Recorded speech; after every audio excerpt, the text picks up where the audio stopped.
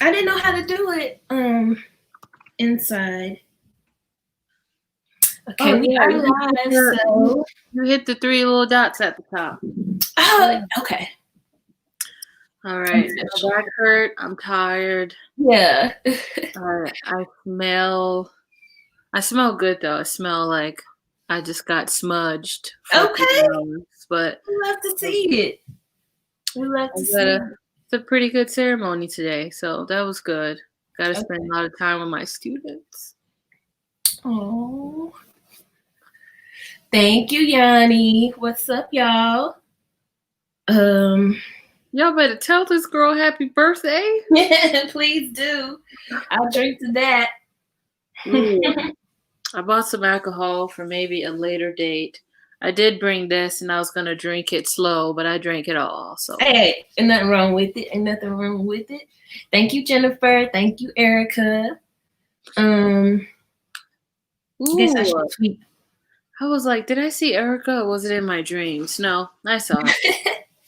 Sarah, Erin, Jaleesa, Emma Ray. Yay, everybody's here. Emma Ray. I feel like me, you, and Ashley have the same people that come to our lives, and I love it. I'm not mad at it. It's a family. It's a family. I love it. Gang. Yeah. That's what they say in the streets. My phone is not being nice to me right now. Like, what am I supposed to do with that? None of those pictures loaded. They just didn't load. I don't know. Okay, so I can't post the picture, but I can say I'm live. What picture you gonna post? The same one I posted on Instagram. I was just going to use the same picture on Twitter.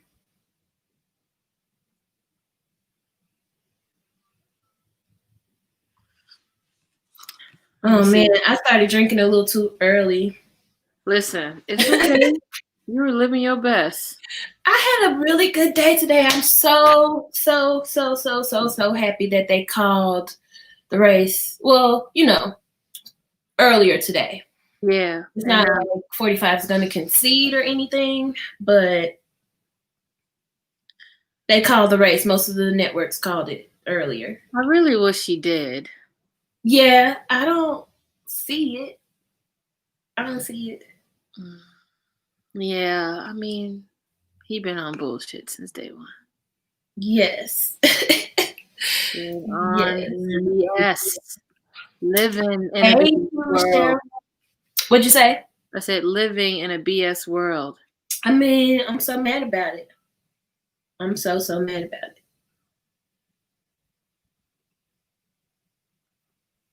Are there... I don't know what it is. I can never see my... I'm trying to retweet whatever you putting out. I'm staring. I don't see nothing. I just hit send just now. Ah, okay. Okay. I feel like a terrible book content creator because I haven't been on Twitter that much. Yeah. Well, I haven't been on Instagram very much, but I've been on Twitter for the political stuff. Yeah, I was like, I can't do it. I literally did for 2 days. Yeah. That's why I was so late to the Discord chat. I was just like, no worries. Hiding. Mm-hmm. Yes, Jennifer. There it goes. The truth. Okay, I'm getting it together. Sorry, the last 30 minutes just like zipped by. I was chilling. I looked at the clock. It was 2 something. I looked at the clock. It was 5 something, and then it was 7. That's how this happened today. To be honest, I thought it was gonna happen at 8:30. So then I sat here because I got home at like 6:05. Oh. And I sat here and I said, "Dang, your phone dead." Then I said, "Dad, you hungry?" I went to the Mexican joint place. I was like, "Give me that number 4. Y'all know what I'm here for." Man.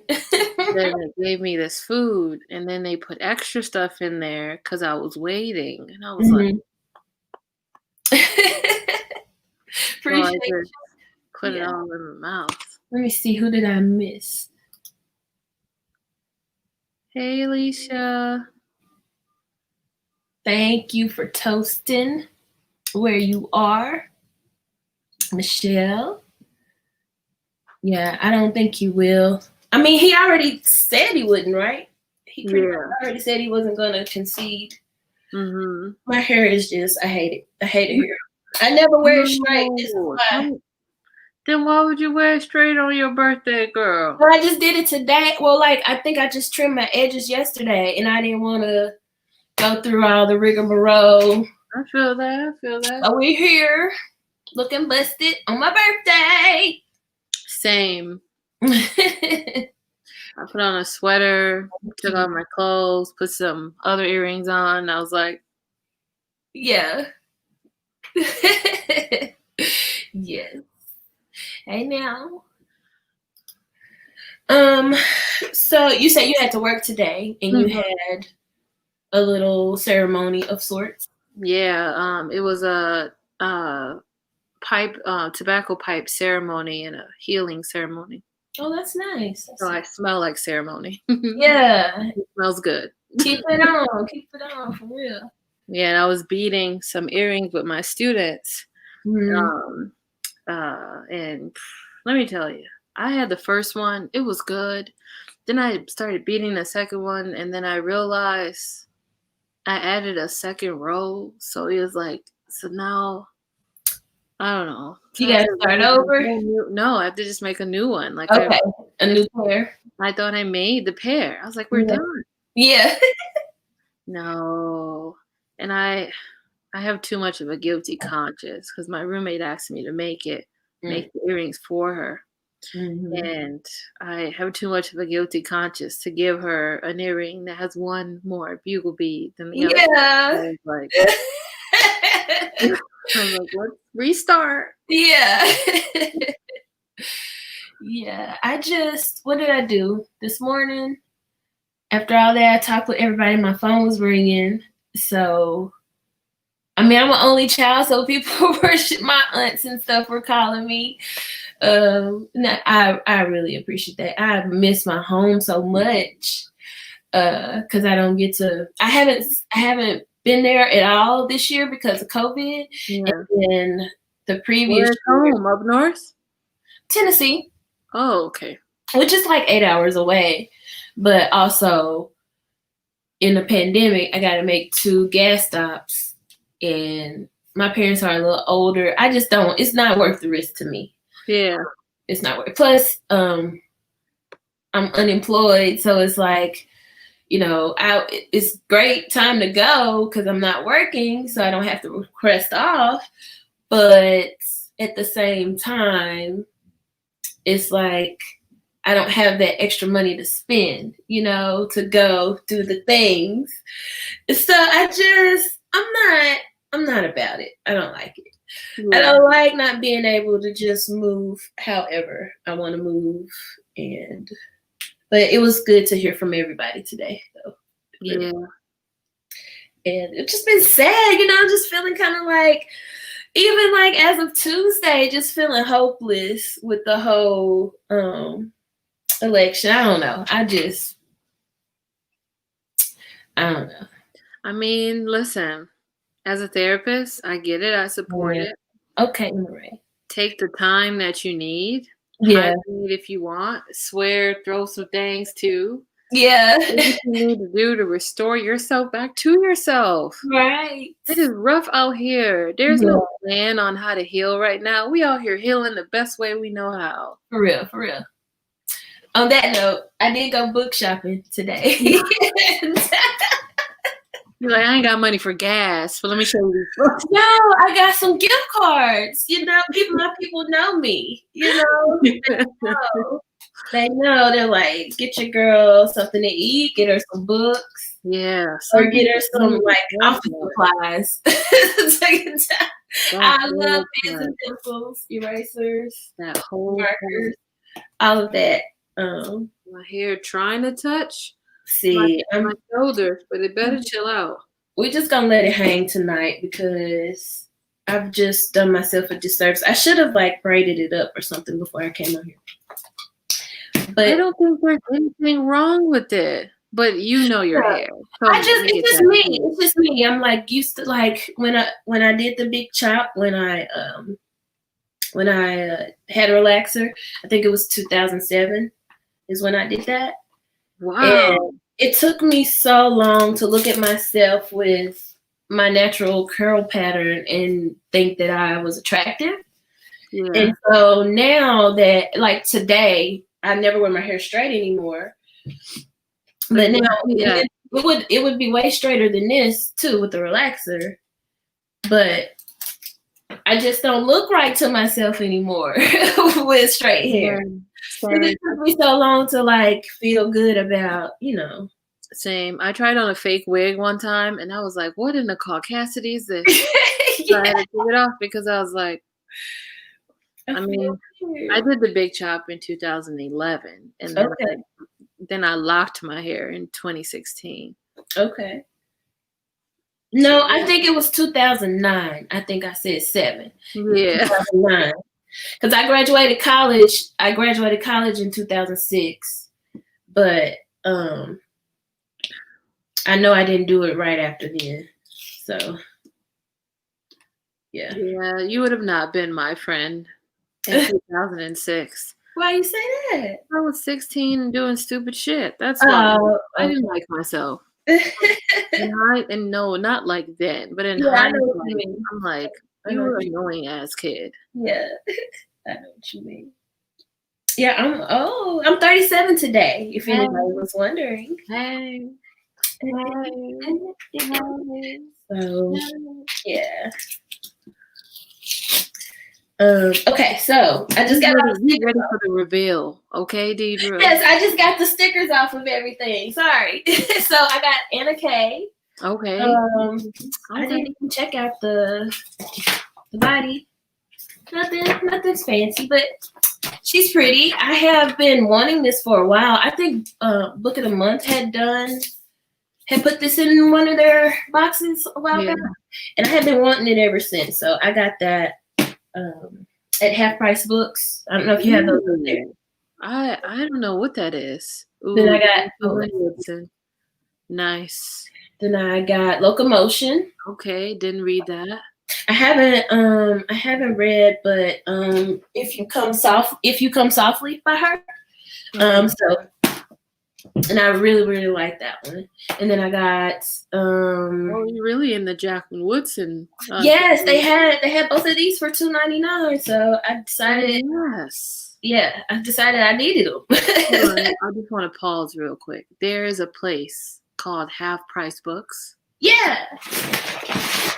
This is the logo. I think they have a website. So it's just Half Price Books. Place called Half Price Books. Mm-hmm. I can't get over it. Yeah. Wow. I think this one was a little expensive. I think this one was $13.99. Okay. And I'm not used to. It's a hardback, but I'm not used to paying that much. I always have to pay a little bit more. Well, I don't buy books often, but when I do, because if I go to not an independent bookstore, if I go to, I'll go there. And they buy them back too, so you get like store credit if you. Oh, nice. Mm-hmm. Nice. And I got a bunch of Goosebumps. Really? I love Goosebumps. Yes, Let's Get Invisible. Why I'm Afraid of Bees, which I think I've read this one, but I don't remember it, and I like the cover. Mm-hmm. And then The Blob That Ate Everyone. Oh, I read that one.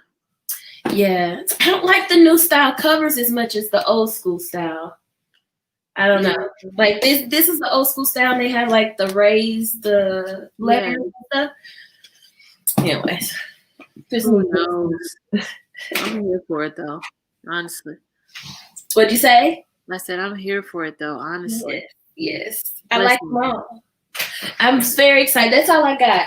And all those Goosebumps were $2.99 as well. So, What? I know. I need to go. Sometimes they're $3, sometimes they're $1, and not all the books are that much. You know, they vary, but the ones that I typically go in there and get are cheap. They are cheap. Nice. Have you read anything by Alexander House? No. Mm-mm. What? So I love love and I just wanted to share it with you because you shared Nicole Falls with me. Yes. Listen, all I'm saying is get your library out. Yeah. Listen, type in the name Alexander House. You're welcome. Yeah. They are not long eroticas, but when I tell you they are fantastic. Alexandria House? Yeah, Alexander House. Okay.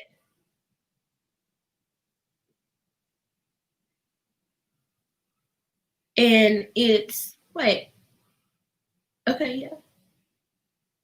They gave me Alexander Hamilton. I think my search history is telling on me. Let's see. I'm looking at it right now. Hold on. I don't think my library carries that author. Listen, it's the devil. I say it. Not the devil. It's the devil. I say it. Yes. Yeah, it's called Alexandria. Sorry, House. Yeah. Okay, I thought so. I've heard of her. Yeah. And what's the name of the story about? It's a series. The first person is Set. The second person is Sha. Okay. No, the first person is Set. The second one is Ja. The third one is Sha. Okay. Yeah. Oh, my library has a bunch. Oh, borrow that now, immediately. Go. Go. Let me just. Oh, yeah.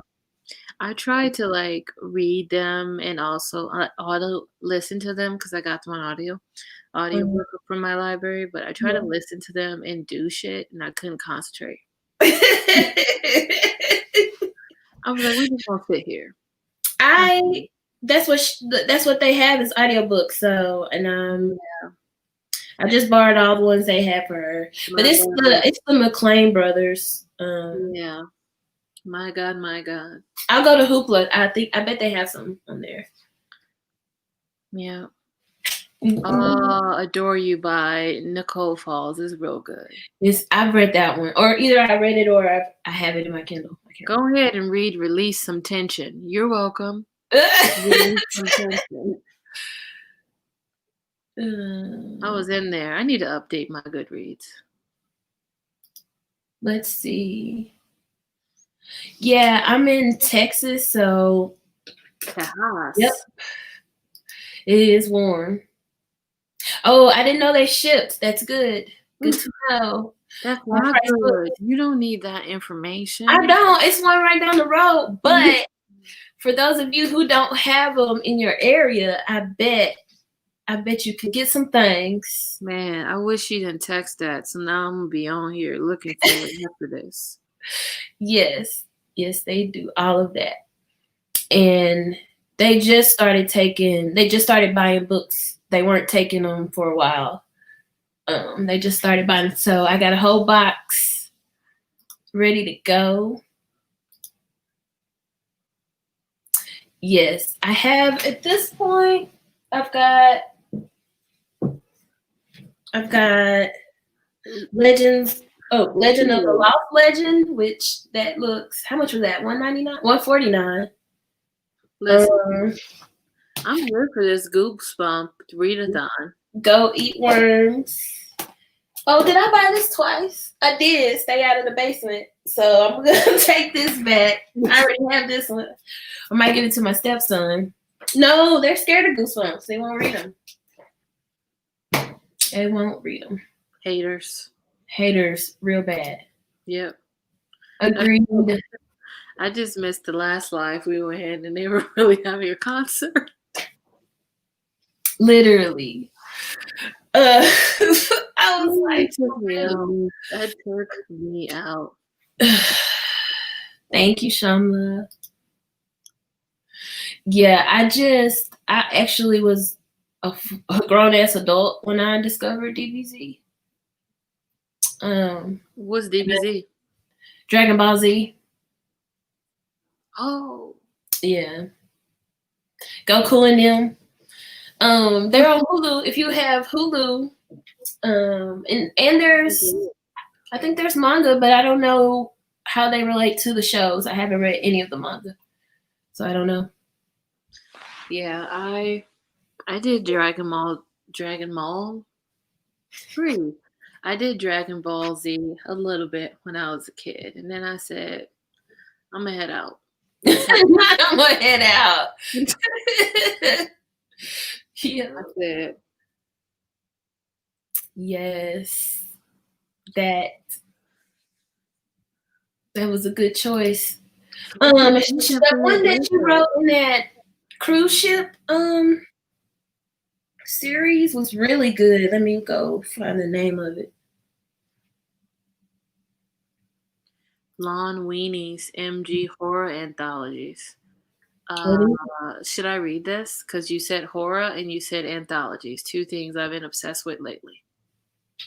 So that sounds like something I need to be. Lon Weenies. Why does that sound familiar? Hold on, let me find this one first. So when I tell you Hoopla has really been pulling me through, Hoopla has been pulling me through. What is the name of that doggone book? Hoopla really hates me where I'm at, so I don't even engage in the nonsense. When you take your trip, get you a library card so you can get in that system. I'm gonna get a library card from Houston. I don't live there. You could just use somebody family address. Girl, ain't nobody good. You were gonna be like going to the library? Yeah, but you would just do it online. You would just be using Libby, and it would come to your phone electronically. I'm trying to teach you how to scam. I'm gonna have to do this offline so we can get you your Joanne bag or something. I'm gonna call you and be like, okay, what's the step? Yeah. Yes. Yeah. Okay. I'm trying to low-key get some gumbo to you. I don't know if you eat gumbo. I do eat gumbo. But I'm low-key trying to get some gumbo to you. So if I call you with a mad dash situation. I'm with it. I just told my sister, I said, so what's on the menu? That's all I really care about. And what'd she say? She said, oh, hey, Ray. Probably because that's all I ask for is gumbo. I'd be like, you making gumbo? Yeah. Dang, I just cannot find anything when I want to. Oh my God, same, Erica. I still have my Denver, but it had the audacity to tell me, it cut me off talking about I don't have the right password or something, so I'm only able to use my Denver card on my iPad. I said, these people ain't loyal. I'm in Ukraine trying to use my library card. Like, what's happening here? Oh, see? I do. I have pull you through. Listen, I've been scamming since scamming was created. I got one in Denver. I got one in Milwaukee. I don't live there. Oh, I really should. Not 6 different ones. Hey, where that look? I can't knock it. Look, I can't. Girl said that I am Millie rocking on any block. Any block. Any MLK. Right? Yeah. Jennifer said, whoa, I got family. Yeah. Mm-hmm. Oh yeah, I feel like I ain't living life right. Why are the church bells still ringing? They don't understand. It's 7:25. Mugs trying to go to sleep. These people are disrespectful. You don't hear Church? me? Is it about the election celebration? What No, is it? I live near a church, and all they do is ring. They need to ring some prayers to the upper room so we can be done with Corona. Ring that. Not the upper room.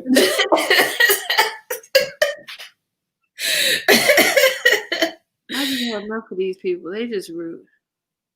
I just Man. okay, I got it back. What else you get? What else you get? No, that was it. I was just trying to get my Kindle. It was all unorganized and I'm bumfuzzled and frazzled. And It's all right. What you drinking on? I just got a little Prosecco. Oh wait. I've never had it before. It's pretty tasty. Oh, you fancy. Oh, you fancy.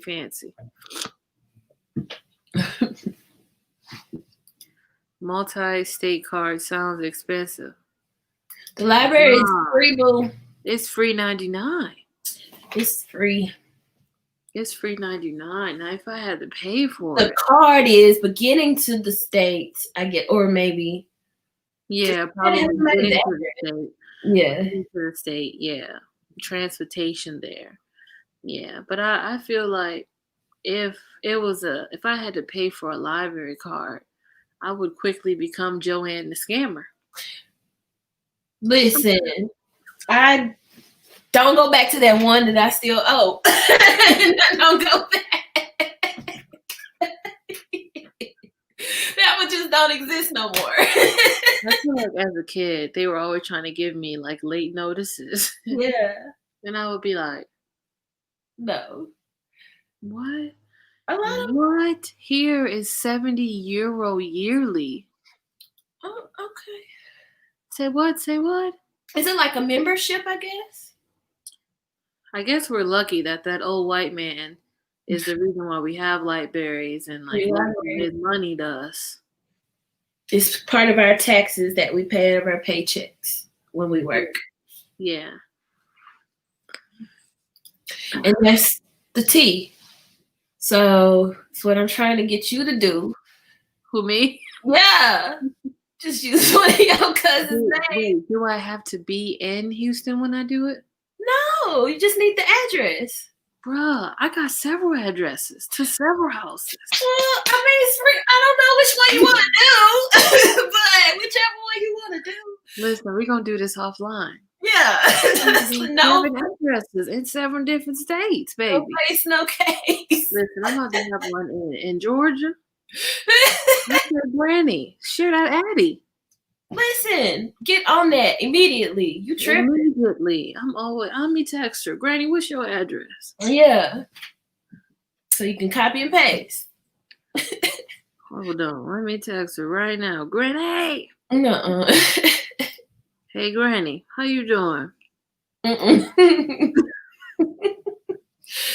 what you got to do, Erica. It just don't exist anymore. You don't go down that street. Yeah. Hold on. I can text a lot of mugs. Oh, it's her library. Listen, Arizona. What's Phoenix looking like? Hey, cousin, what's your address? I have to offer you. I'm like, hey, cousin, what's your address? Cousin ain't read it. Let me just get you some. Yeah. That's what I did. So hopefully I should get it soon. Granny better not be sleeping, bro. It's 7:30. Yeah. She might be cooking or something. Yeah. Wow. Yeah, I'm doing it online. It's over. That's it's all you got to do. You got to have other people library cards, but man. Just make sure it's like, well, I mean, if it's Libby, it's gonna return automatically. If it's Hoopla, it's gonna return automatically. So it's not like you're gonna get fees in somebody's name because you're not, Yeah. So you're straight. Yeah. I was gonna say make sure it's a fee-free system, but it won't really matter. Yeah. Yeah. Yeah, for sure. I got a lot of addresses. Not you counting them down. Yeah. You finna go now? I mean, at least 15 cards. Yeah. Man, this whole time I've been sitting on gold. Yeah. I could have been a true scammer out here, and there's The my whole time sister you got a new car in the library with overdues after she got married and changed. Yo, that she got a badge that day. Your sister said, "Listen, that ain't me." Rachel Green, that ain't me. I'm Rachel. And for now, since Miss Rona came to town, I joined like 3 more libraries in different.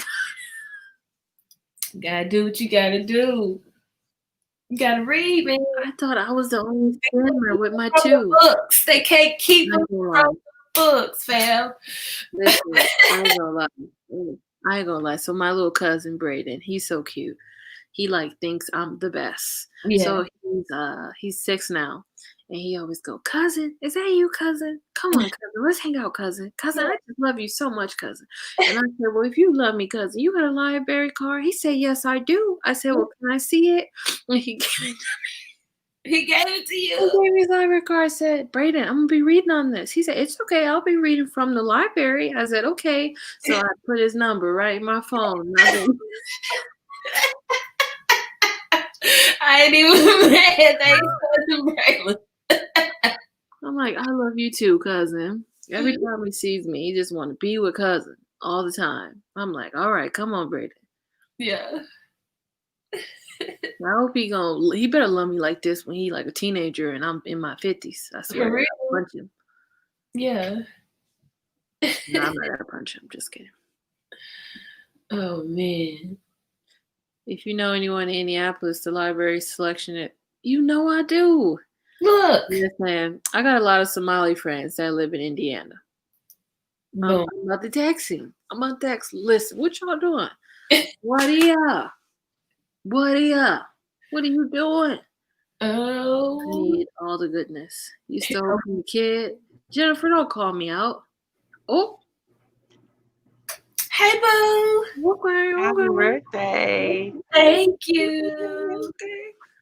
What you doing? Was watching Kimala talk. Well, She came out to Mary J. Blige. Not Mary J. Blige. Did she step? No, she came out. She first of all, she wore all white. Oh, okay. She wore all white with a cream, I don't even know, like a little cream little necktie, and came out to Mary J. Blige work that. I said, "No, you know." Came out on stage to Mary J. Blige. I said, "Child, they don't let one of us back in the White House." Yes. We already done built the court in the back. Child, and then that quick, I went on Twitter real quick to go to tweet that, to see somebody tweet fuck her and fuck Biden, and they felt comfortable now saying that because the election was over with. Hey, Erica. No, she didn't. Hey. I said, let me not. And it was a white person too. I'm sorry, y'all. I'm not gonna have much of a filter, but it was a white person too. I'm like, you know what? Let me get off of Twitter before I start cussing people out in this community. I already had it. I already had to say something on Instagram today because I'm so tired of people in the book community talking about, I don't do politics. Unfriend me. Don't follow me. I will block you. Yeah. I'm trying to stay out of the politics. No, I had Don't look like me. Don't be a black woman talking about you trying to stay out of politics. That's all I got to say. True. I had a TikTok I was about to come out, but on my walk home, my phone died. So I said, these streets ain't loyal. Oh man. Oh gosh. Yanni taking notes. Hey Michelle. And just those dreads just look so good. Those locks look so good in that picture. Goodness gracious. What, Yanni? I need to watch and retwist. Michelle. I know, Michelle. I just can't. I just can't. I'm not over here trying to be like Goals, over here looking like Pippin stocking up in here. Okay, but you have listen. Yours look better than mine, though. I haven't done a wash or a retwist in like 6 weeks. I need to get my curls back ASAP because I feel like I don't like it. She over here done dressed up like a white woman on her birthday. Now she mad. I'm mad. I'm big mad. You big mad? You dressed up like a white girl. Yes, I wanted to Let's go get a party. I did. You can't tell because it's too long, and I don't like that. I really need to go get a haircut. I mean, like buzzing it off. What we talking about? Yes, No, I do just retwist shorter. I don't like long hair anymore. I don't like it. I don't want it. You don't need it. You know, Dream Pearl, sister locks cost a lot of money. I'm talking about you got Rob Paul to pay Peter and then ask Samuel for a loan. Like it's a lot. You know what I mean? So I just try to, when I did my locks, I just try to make them as small as I can. But nah, I ain't got that dough to get sister locks. Because to install sister locks is at least $1,000. That's if you in the hood and you know somebody that kind of they're trying to be somebody. Yeah, I heard sister locks are an arm and a leg and a half. Man, I'm telling you, Rob Paul to pay Peter and ask Samuel for a loan. I don't know if I this Ashley Dream Pearl. Yeah, I do. I retwist, because I'm not finna go sit in nobody's salon right now. No. I would want to see a loctician, but not right now. It's gonna have to wait until this pandemic eases out. So I've been YouTubing. And then I just twist myself. I mean, and it's not. I to tell you to contact me. I can video chat and show you how to do it. And show me how to do it. We might need to do that. And for me too, like I've been doing locks since I was 13. What'd you say? I said this, and for me too. I don't think it's. I think I'm past the phase of it being like perfectly neat all the time. Like, yeah, that's good. Yeah. That's good. That's good. I was obsessed with it at first. I was too. Yeah, I was trying to get a lining in the back. Now these beady beads are wild. Not beady beads. Wild. They're living their best. They're literally living their best. I'm saying it still brings the boys to the yard. These beady beads. That's all that matters. Period. They're very, very small, right? Aren't they really, really thin? Yeah, like one of my locks. Hold on. Yeah, it's hard to do it. It's like 3 of theirs. Mm-hmm. It's based on the length, so I know you would pay at least. Yep. They be taxing, bro. They be taxing. Mm-hmm. That sound about right. I mean, you can get. I mean, it takes them like 24 hours. Much. Yeah. Weave braids. You would have to. I don't know how long they would have to be to cost that much for braids, but I know Biden was speaking at 7, so I don't know if more people will be coming. It's just gonna be us. Yeah, he's just. Actually, I showed you my books, didn't I? Did I show you my books? Okay. Did I ever show you that pack of tarot cards that I was going to send you? What? We back on the tarot? I actually found them the other day, but I couldn't remember if I had already shown her what they look like. So, like Queen of Cups. Ooh. Ooh. Oh yeah, that's pretty. I like it, right? But it doesn't look like if you have a rider deck, it doesn't look at all like. Doesn't look like.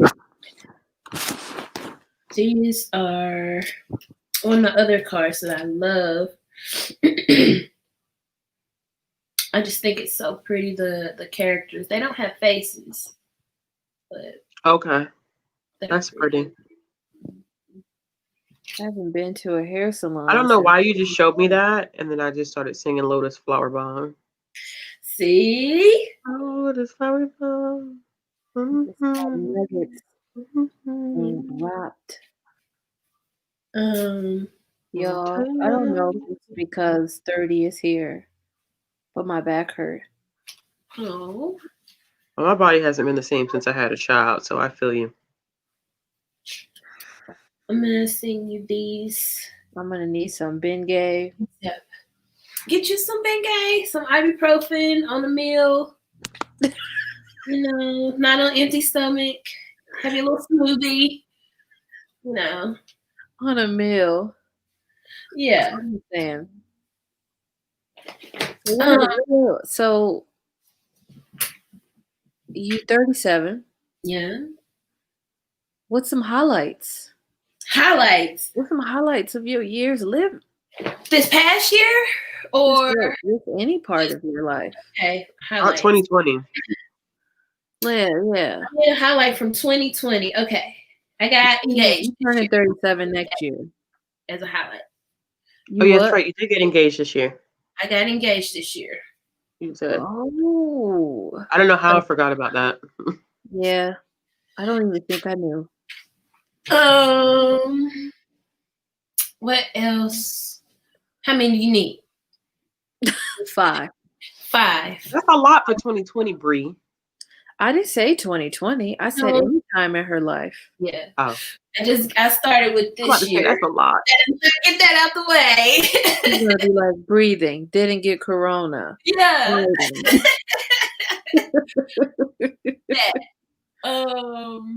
Okay, so I said that. I think moving to Dallas was a highlight of my life. I don't really.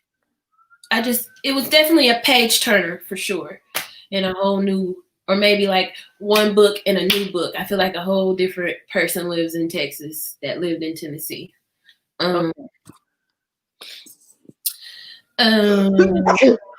Bless you. Dang, this is hard. 5, because I don't have kids. Shit. I only got the 1 degree, and you see, I'm unemployed. So,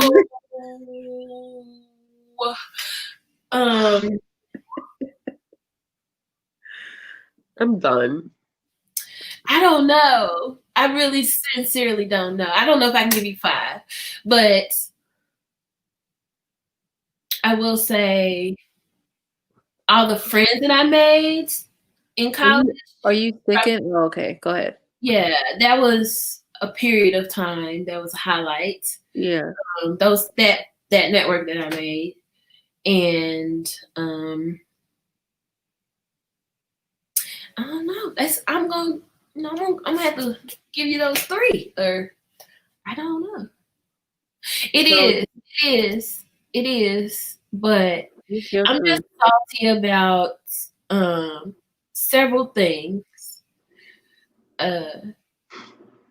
For one, this is one thing that I will probably forever be salty. I graduated in 2002, and the class of 2003 got lottery scholarships, and I couldn't apply to be eligible for lottery scholarships. So I ended up having to pay for college because after my loans, after my first year, I think chemistry took my GPA down. Same. Because I couldn't understand the professor, and I couldn't understand any of the professors I tried to change. And so I lost my scholarship that first year, and I couldn't get the lottery scholarship. So I'm just bitter about college for a lot of different reasons. When I graduated in 2006, the housing bubble burst in March 2007. And nobody could get a job. Everybody was either underemployed or underpaid.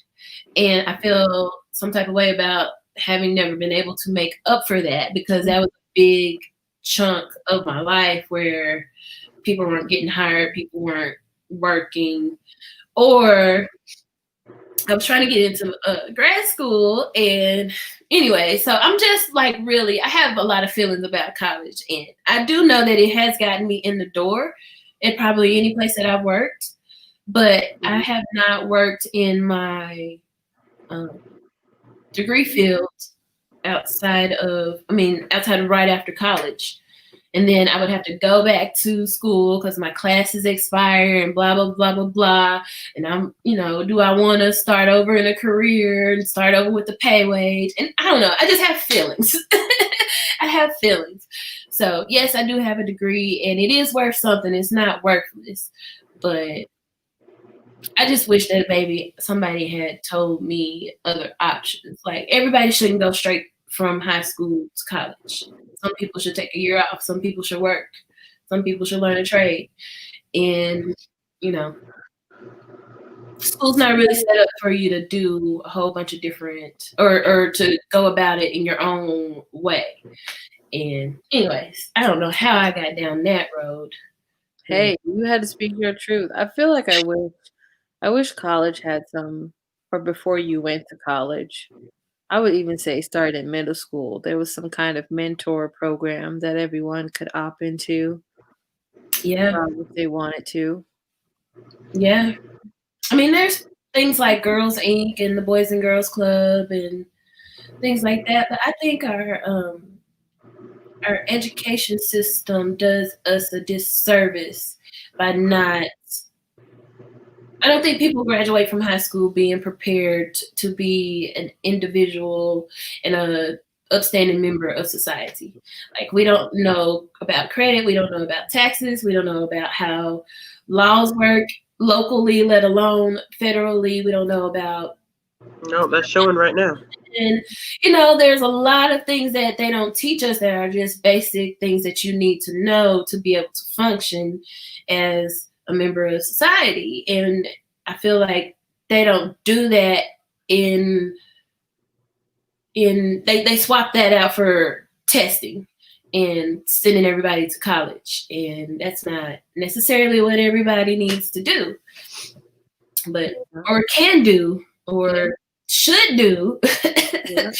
So I don't know.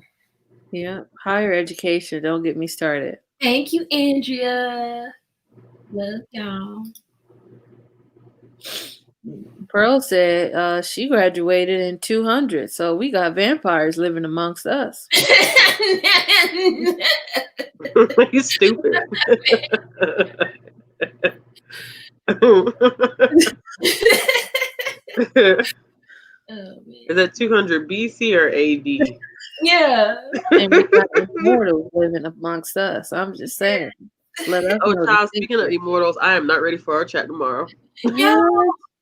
What do you think of the book? I tried to jump in the chat. Oh, we can talk tomorrow. Never mind. Never mind. This is the first time I'm walking into a live show unprepared. I was supposed to read today. How was I going to read today? What happened today? Yeah. And I'm not going to sit here in front. I forgot that the live show was Sunday until I talked to Deidre yesterday.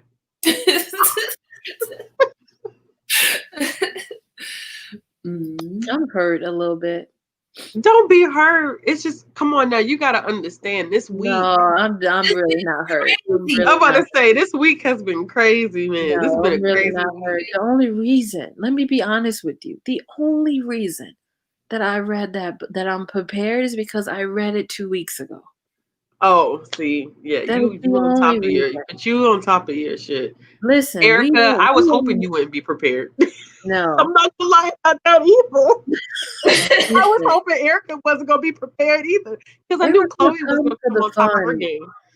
Erica comes for the fun. Listen, I even tweeted the other day. I said, Bree, read your TBR. I have like 12 books. Ask me if I started one. I've been reading erotica like it's my job. Because it's the only thing I can consume. That is seriously like I have a partner within 5 miles of my place of dwelling. I'm out here And I'm reading erotica like I could pick up the phone and call somebody. Yeah. Who am I gonna call? These characters out here getting their back broken, and I'm crying because it's election. Listen, This ain't right. Deidre, stay out this conversation. I already know how y'all feel. 'Cause I just no, you don't. No, you don't. Sure. Bree, don't listen to her. She got a whole fiance. Bree will dip out in the middle of conversations. I mean, not Bree. Damn, Deidre will dip in the middle of conversations. Like she just did. Like, I just let y'all have it. Y'all got it. Don't know. No, bro, because you trying to hop in on a conversation that you're right. I'm over here. I'm in my corner. Yeah, stay in your corner. Stay in your lane. When you have the appointment, we know what appointment means. When the appointment is built in, when you can go to sleep at night and the appointment is next to you, it hits different than an appointment that, I mean, nowhere. You hear that, Paul? It's just, hey, baby. Hey, baby. Alexa, play boyfriend. Alexa ain't here and the boyfriend ain't here. That's some shit. Oh, goodness gracious. I'm telling you, and I don't even know how I got to erotica. I don't know how I got here. But I'm not mad. I'm not mad at all because only thing I can consume right now is erotica. And I feel terrible because your girl is ready for Indigidon. And I read one page of one book. Listen, I have not started anything for Indigidon. I started something for Nonfiction November, but all I want to really read about is people getting their backs blown to smithereens. Same. Because it's not happening in these streets for me. So same. Why not enjoy someone else's experience? Right. Let me live through these characters. You know what I mean? Let me live through them. At least somebody's getting some pleasure. Somebody is living their best. You know what I mean? And then I'm reading them about people loving the big girls, talking about thick thighs saving lives, and I'm over here with the thickest thighs. I'm talking about thickums. They call me thickums on the weekend. And I'm sitting up here being like, is that me though? Are they really casting me in the book? I just feel really attacked. I just feel really attacked. Anyway, Deidre, we don't mean to put you to the side. Can I come back? Listen. And before everybody come in talking about there's nothing you can do the job too, let me tell you something. After a while, it's not the same as having another human body. It's not. Okay. All right. Even if they breath stink and it's hot on your neck. No, bro. No. Now that's where I draw the line. No, I draw the line right there. I could sacrifice stinky breath right now. I can sacrifice it. No. Hell no. No. It's real. It's real. I can sacrifice. Maybe I ain't that desperate. You bet. Listen, I'm saying it's just on my breath. I mean, just on my neck. We're not making out with the.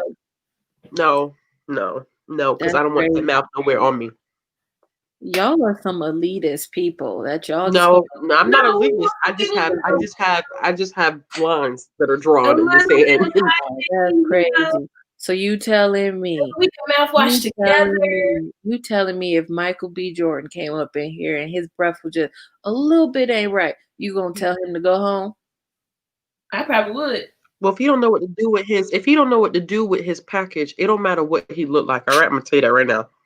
If he can't work, what's down below, I don't want it. I'm just saying, if he can't keep his breath together, his balls probably stink too. Okay. You don't want that in your life. Wow. Y'all gonna accuse him of having a PTA or butt TA. Is it a PTA? Poor hygiene, whatever that is. If he's not taking care of his mouth, what makes you think he's taking care of his balls? Period. I feel why we can't put a face on the sheets shredded. You know his toenails gonna be long too if his breath is tricky. I'm just saying the hygiene is of low priority if the breath is not right. I'm just saying.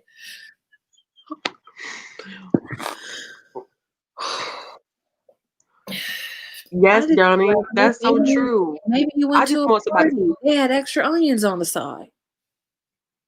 Brush your teeth before you come to my place and call yourself laying on top of me. That's all I got to say. That's it. That's all I ask.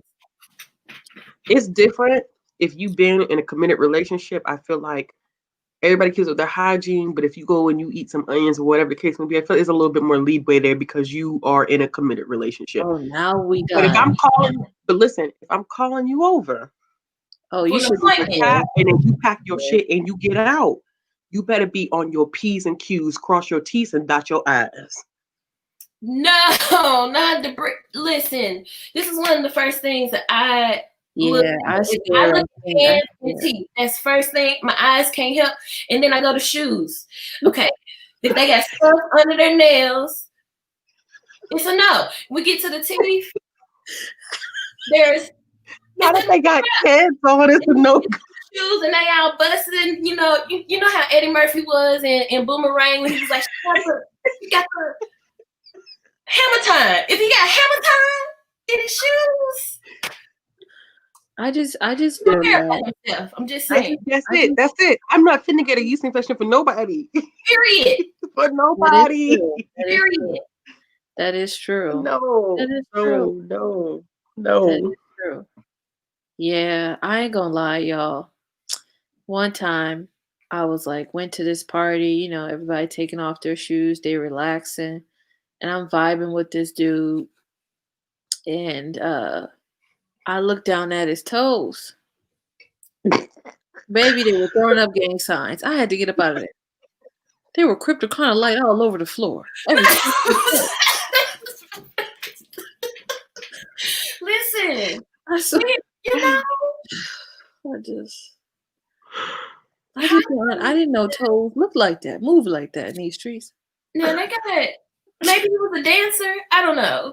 Because dancers got some bad feet sometimes. We've all seen Center Stage. They got some fucked up toes. But like, aside from him being a dancer, I'm gonna need that's part of the room. You got to you just come up to him. You do ballet, hip hop. Listen, I'm sorry. Oh man, yeah. I'm glad I ain't the only one who's reading a lot of erotica. I was like, this is probably the oddest time to read erotica. I read a lot of erotica at the end of October. It was ridiculous. It was a lot. It was like 10 books of nothing but erotica. I mean, 39. Well, that's a lie because that's 10. I did like 10 by Black authors, and then there was 5 more that were just straight. I mean, I don't know how I made it through October. I don't know how you review those. I added it in the video I filmed. I was like, it was erotica, and that's it. Next story. It's kind of hard to review them though because most of them are so short. And you can't really talk about them without spoiling, giving too much away. So with the ones that I did read, there was one in this big series, and I just kind of lumped them all together because it was the easiest way to explain it. But most of them I really can't talk about except saying like whether I like the character, like chemistry, whether I like the writing or not. It's kind of hard to talk about plot and character development because there really naturally is not a lot. But some of them are good, man. Some of them are really, really good. Yeah. I'm reading this series. I'm mad the series is over. I'm like, is they gonna come with another one? Which one? Oh, the Alexandria House. The job. McClain brothers. Is it only 3 brothers? It's only 3. No, I thought it was 4. There's 4 brothers in that, and the McClain brothers series. There's 4 brothers. And then there's a sister or something in it. And there's because it's 4 books, and then the sister has like a novella.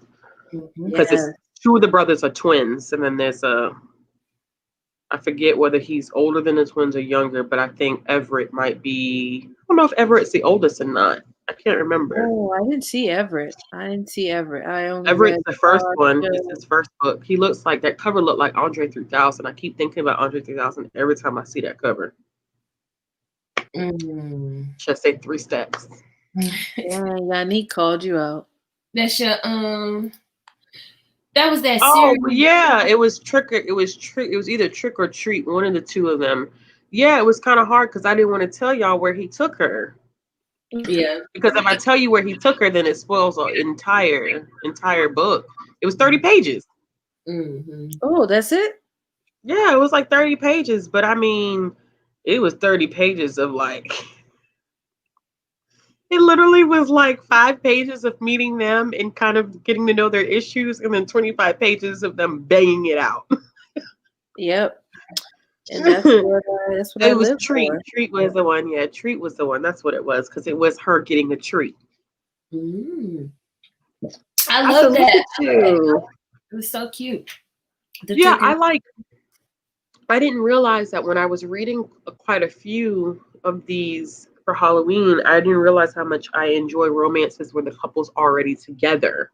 Yeah. And it's not about 2 individuals meeting each other. I think it's a little bit more realistic in some instances with a book that's short, that the couple's already together, and it's like you're just getting this small piece of their life where they're trying to rekindle their romance, and they do certain things to help build up the spice in their romance and or in their relationship or whatever. And I read 2 like that in October, and I enjoyed both of them because it was like, oh yeah, we're together or we're already married, and we're trying to figure out how do we keep our marriage fresh and fun, and whether that's like us just trying new things with each other, or does that mean us bringing somebody else in, or whatever the case may be. So that was something I hadn't read before, so I found that really, really interesting. That's cool. I don't know how many how many romances or eroticas that I've read where the couple's already together. It doesn't seem like it's a common trope. Not that much, but I guess no. I can think of a couple, but it's not super common. It's not super common. I mean, I've seen some where like the characters have known each other before, like maybe they were childhood friends, or maybe they dated before, and it's like a second chance romance, or something along those lines, but never like you're directly walking into a relationship that's already established and is already happening.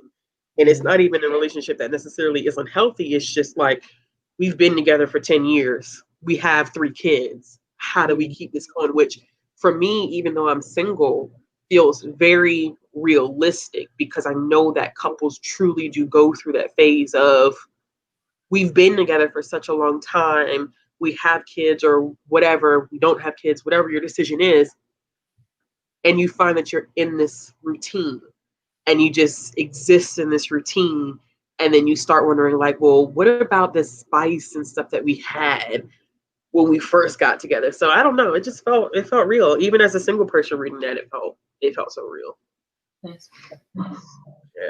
Yeah, I would have been mad. You said you would have been mad? Yeah, I'd have been like, look, don't rub it in. We get it. It should give you hope for the future. One must have hope. One must have hope. I tell you right now, there is no love in the time of pandemic for me. I don't trust nobody like that. No, we're gonna have to wait. We're gonna have to wait till this pandemic's over before I even think twice about looking at somebody. Yeah, because if your nails are dirty in 2020. Yeah. I can't be. Yeah. I mean, I'm kind of old school, and I like to do the texting thing. Like, I like the online dating just because it makes you I feel like if the person can hold a conversation, you get to know them a little bit more intimately, even if you were talking on the phone. Mm-hmm. Then like just going out on dates, I feel like. So I don't know. I could see dating, and if I wasn't trying to, jump no bones, but I wouldn't be trying to do it in the pandemic. It's just not worth it. I feel that. It's not. And then people out here really. What you say, Bree? What'd you say? My cousin sent me his address. There you go. We try to get her on several hoopla since the one where she's at is not too good. Oh gosh. Come here, That's Ashley. so This doesn't. They don't. No, we don't do this. Earmuffs. We don't do this. We don't do this. there's people in my own system that work the system. Shoot, I work the system because I use my daughter's card. There you go. Yeah, I was just telling Deidre how I've been using my cousin who's 6 card. They're probably like, he's 6 years old listening to We what we say, we always What's up, so roar? we always we protect, or we believe in protecting the privacy of patrons who check out items. It's not our business what you check out. That's why it's access, free access. Mm-hmm. Yeah, I don't know. It's always weird. Not always. It hasn't happened too much, but you know, you want to see your friends and you want to see your family, but you just have to take their word for them taking the proper precautions. And it makes me uncomfortable.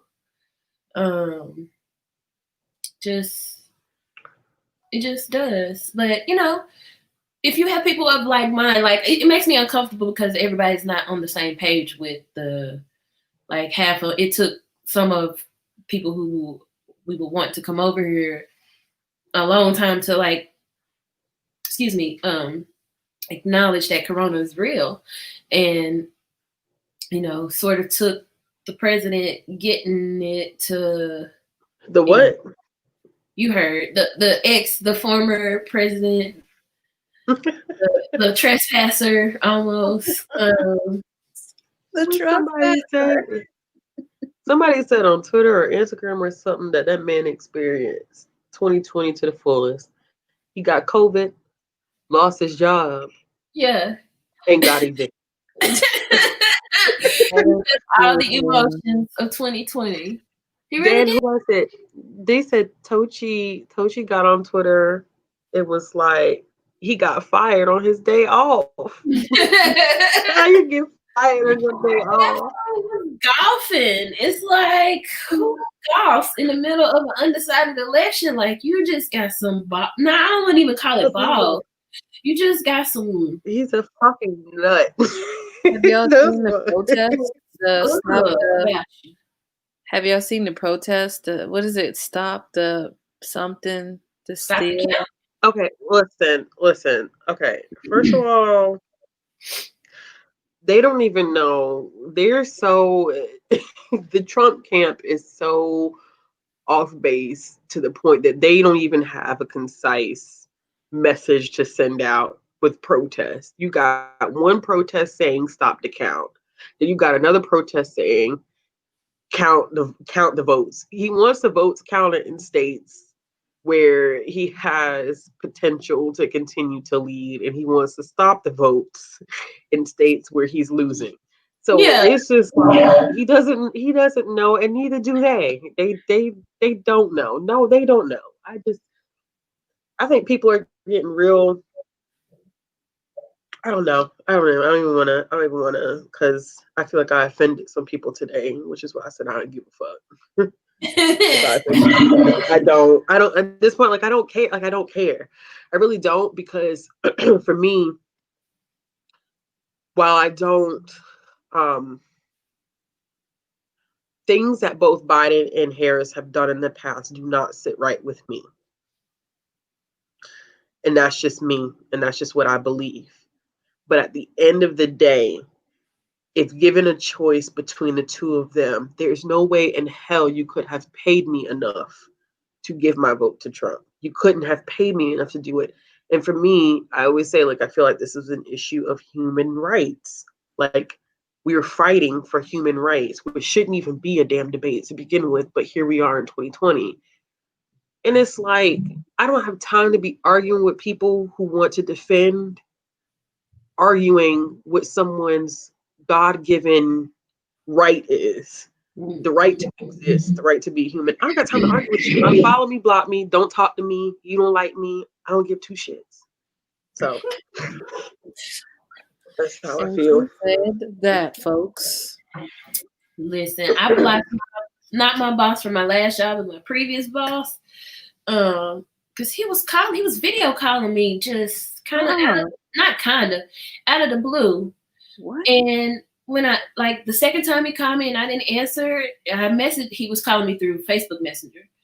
And I sent him a message like, why are you video calling me? And he said, I'm not video calling me. And I was like, okay, let me just scroll up a little bit. That says, you missed a video call.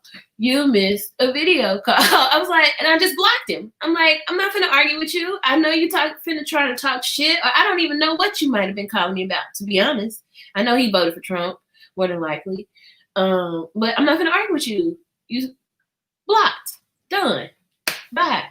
Move on. Yeah. You had to say that you should have typed it first. And or asked me if I was available for you to call me. Because we're not cool like that. Like, what are you doing? Block. No. I'm nervous of what his supporters will do because his supporters. Oh yeah. Yeah, they're not gonna take this easy and they're not gonna be quiet about it. And I think that right now, I only heard one news anchor kind of say that she was very nervous about what's going to happen in the course of 24 to 48 hours. And I don't think a lot of people are necessarily thinking about it. I had someone, because as a matter of fact, remember I told Deidre earlier that I was going to leave the house because I was going to get another bottle of wine. And I thought about it. I said, nah, I'm not leaving. I'm not going to take the baby out there because I said it didn't feel right for me to do it. Yeah. And, somebody commented, and I know their intentions were good. Their heart was in the right place. But I had put on Twitter, I was like, I'm not going out. I'm not going out because it's and somebody commented and was like, I didn't even think about that. And I'm like, the privilege, you not to even have to think about your life. And I'm not saying that anybody's going to attack me, but the to even have to think that walking outside your house after the sun sets during an election time could be potentially dangerous. And I feel like his base is quiet right now, but I feel like they're mobilizing, especially the Proud Boys, because they're not wanting to sit down and be quiet, especially when other people are in the streets celebrating, protesting, whatever. That's the perfect environment for the Proud Boys to start getting in the mix and doing stuff. That's why the Proud Boys showed their ass during the Black Lives Matter protests. They like stuff. You think they're gonna come to the celebrations? And I feel like it depends upon how the celebrations. I feel like it depends on the direction that the celebrations go. I think that right now people are still in a state of shock. I think some Trump supporters are really just in a state of shock right now. But I don't think it's going to maintain this thing where everybody's like, oh, it's going to be peace. It's going to be peace. And I'm like, ain't no way. Because if you've met some Trump supporters, if you see what some of them believe in, first of all, I don't even know if it's completely about Biden. They got a Black woman right now as VP. Ain't no way anybody gonna sit quiet about that. There's no way. I don't believe it. I don't know what they may do, but I do not think that they're going to concede quietly. Because why? No, I don't think. No, he's not going to concede. I don't think his base is going to concede quietly. Oh. I think that the Republicans are only not. I don't really understand it, but I have never understood anything about a Trump supporter, so this is no different. But I don't. Okay. I mean, I guess the main thing that I guess I could see is if they had called it Tuesday night. If they had, but now at this point they waited. Let's see.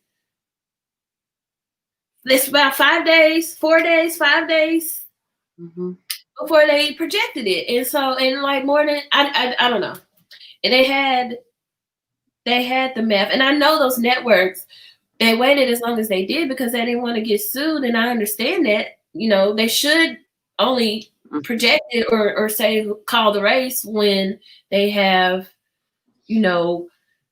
pretty much no other way for it to go. I don't want them calling it all willy-nilly, but at the same time, I just don't understand what they're going to, they're going to be sore losers, I guess is what it's going to boil down. And Erica makes a good point. I just watched, ABC did this documentary. I watched it, I think a couple days ago, just about the state of race in America and how homegrown terrorism in terms of white supremacy is so bad, and that the government has known that it's been bad for a very, very long time. And that when you think about like the Oklahoma City bombing was like what, 90, I'm not going to say big, so I'm gonna get it wrong, but it was it like 93?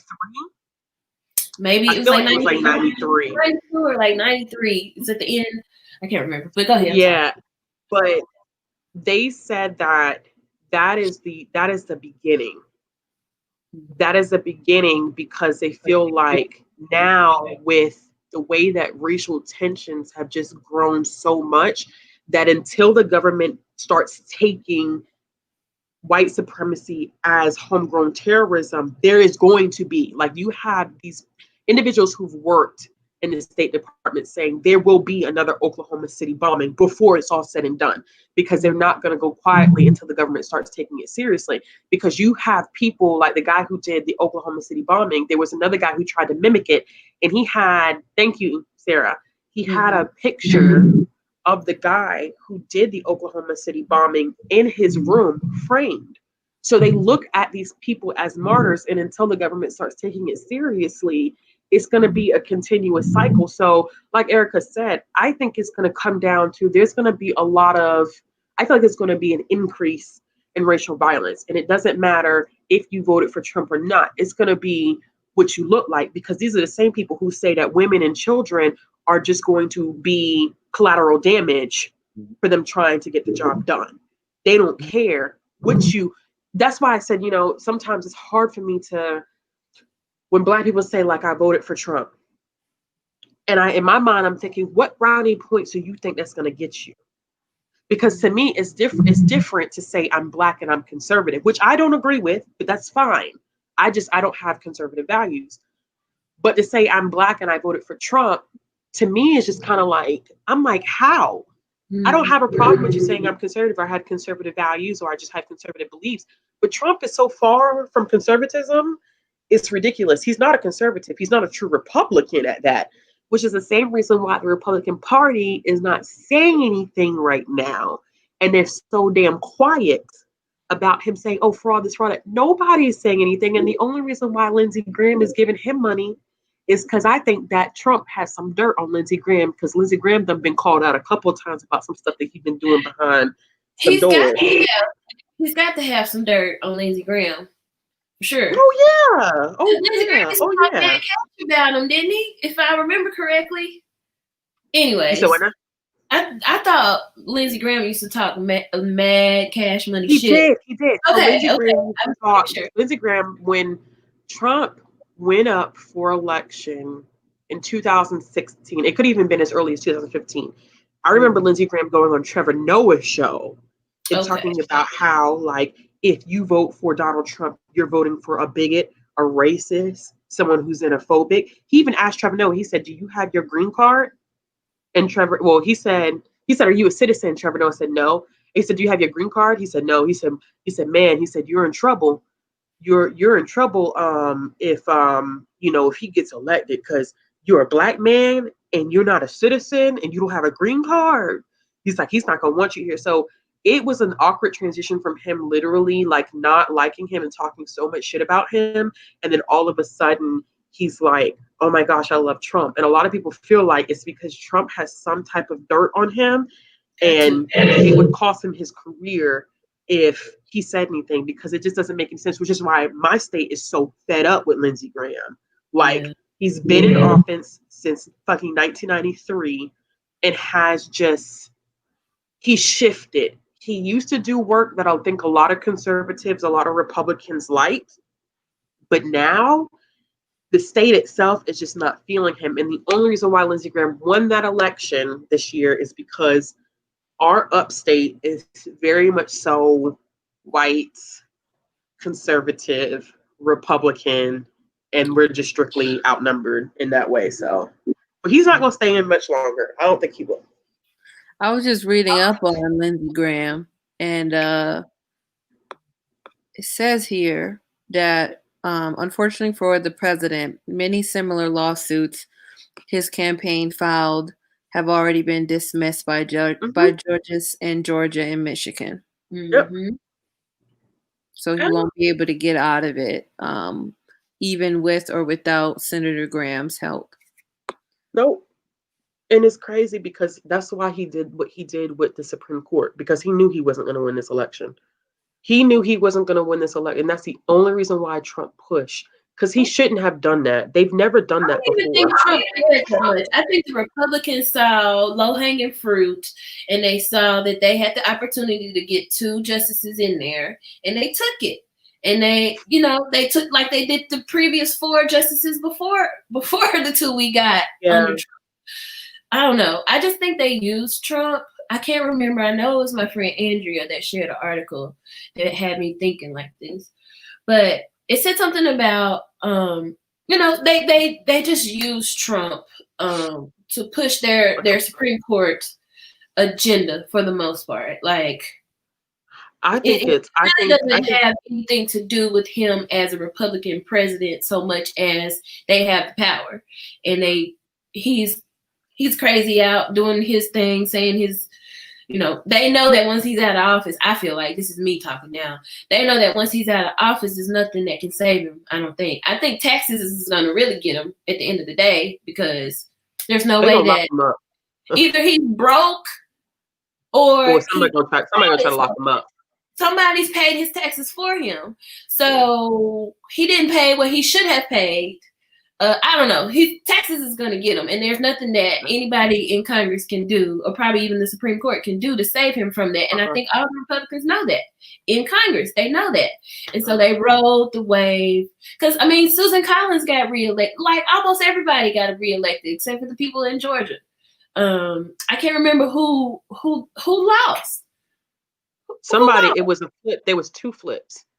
I know that in the Senate, Mike Kelly got his seat, but I didn't know how long she was there.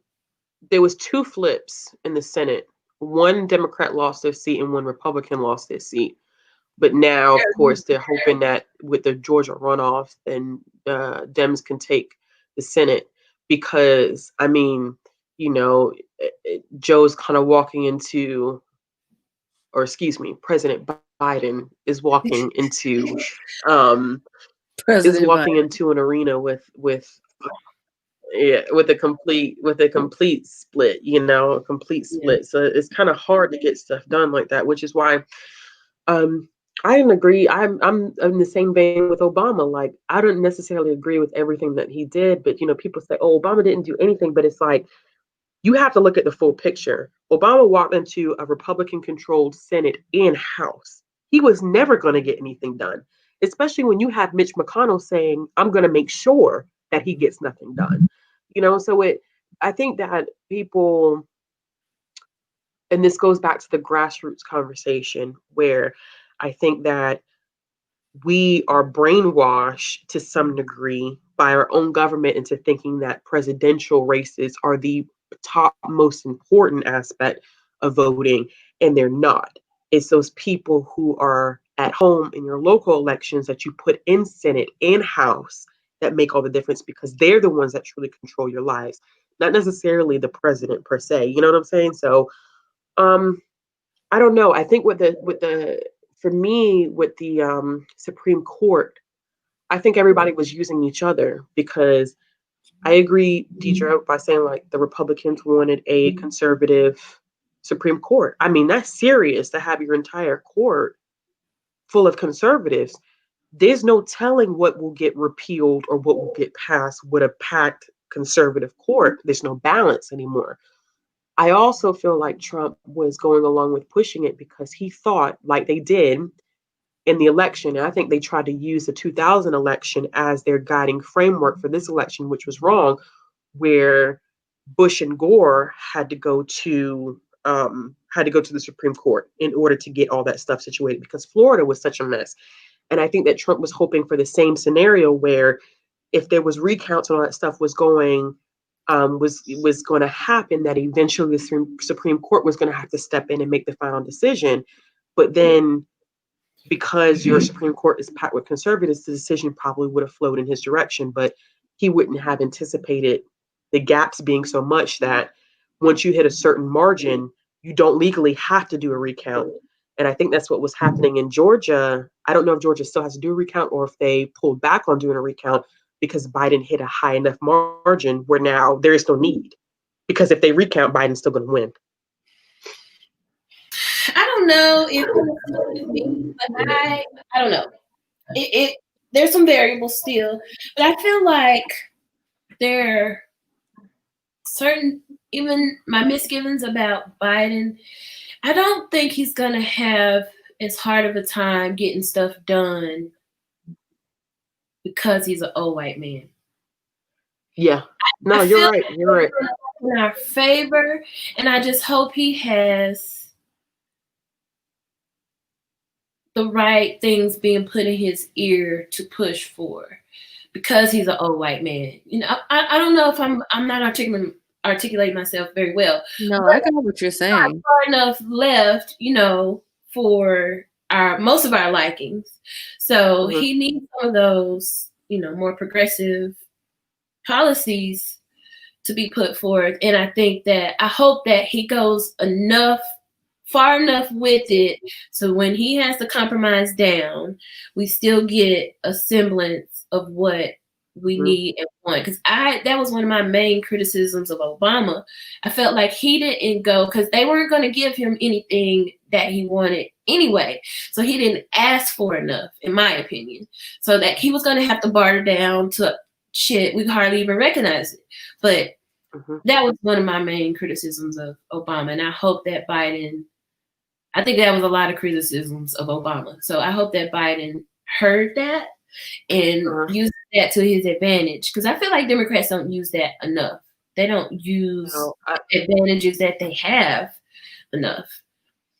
I don't. I seen a comment. I don't know. What'd you say? Which one? I don't think that Joe Biden is going to be. I think Shamala, right? Well, you can't see where I'm pointing. Yeah. Shamala said Joe Biden is going to be a puppet of the. I'm sitting here pointing at screen like, oh, here, look, click on that. It's right above Andrea's comment. Okay. It says the Chad kids today don't know. Dang, I did see that. Where did it go? Oh, dang. It's all right. I remember what. I don't know if I necessarily agree with that, and let me explain why. The Democratic Party itself is split, okay, because we're working on a two-party system. What is happening is that where he's collecting votes in some areas, those areas are technically now purple. So they're more of an independent area. So the Democratic Party itself is not together. To be quite honest, you have a lot more of the Democratic Party now becoming independent. So what he has to do is satisfy his own party, or everybody that has to sit under his party. Because you think of people like Bernie. Bernie is not a Democrat, but because we work on a two-party system, he has to be winged under that label of being a Democrat. So Biden has to appease to a lot more people in his party than just those that are traditionally considered Democrats.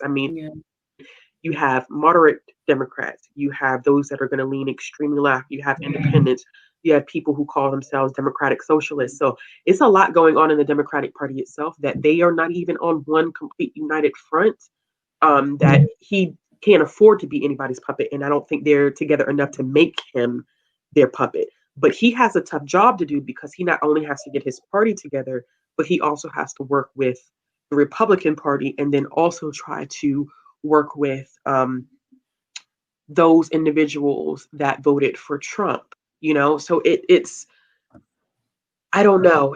I feel like he has a tough job ahead of him because he's very much so putting out a conversation of um, uniting the country, which a lot of people have said is very reminiscent of Lincoln. But I have my own personal feelings about Lincoln and how people teach Lincoln and what Lincoln's ideals really were, just the true history behind Lincoln. So I don't really like that comparison with anybody. I don't like Lincoln being compared to doing the most for Black people because really it was Ulysses S. Grant who probably did more. But we're not going to even get into that conversation. I got But you know, go there. I have another one of these. I because I think, I mean, for me it's just it's very frustrating. I think that a lot of people, um you're taught in school so very often, and I'm not saying that Lincoln was a bad president because I can't take away from what he did do historically.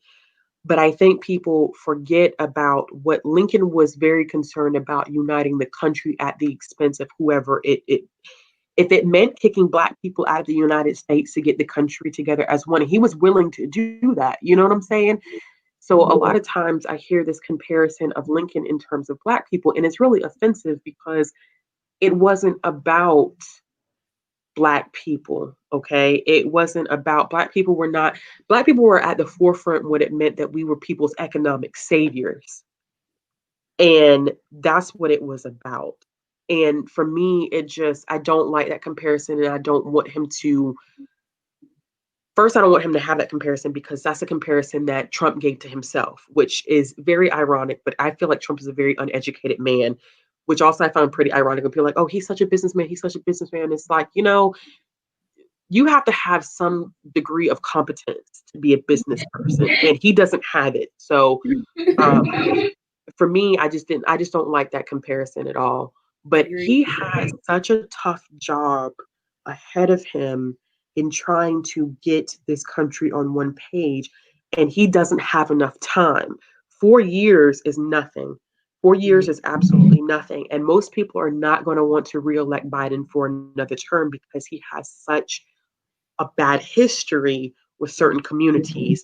This election was very much so about getting Trump out, not necessarily because people enjoy Biden, but because they no longer could put up with Trump.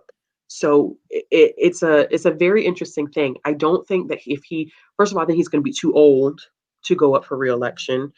I think Harris will run for election, but she also has a very complex history with the Black community and her history as a prosecutor. Because when he announced her as his running mate, I was not happy at all. At all, which I will never negate. And that's like, what happened to Stacey Adams? Like my friend says, and I agree. And I agree. Just they needed somebody with national experience. I was so mad at Stacey Abrams was not a VP. But at the end of the day, Stacey Abrams had to do what she did in Georgia. So it ended up being great that she wasn't there. But like, I was so mad about that. I was like, she's right there. What are you doing? She's right there. Yeah, no, I agree. I agree. You definitely need, in a position like that, you need somebody with national experience. And that's not to negate anything that she's done. And I do believe that Biden owes her a cabinet position because was it not for Stacey Abrams, he would not have gotten Georgia because she spent 2 years after her fight in 2018 registering over 800,000 people to vote. And that 800,000 made a hell of a difference for Biden. So if anything, she's owed a cabinet position at the least. She's owed a cabinet position. But I do agree that when it came down to it, he needed someone with national experience.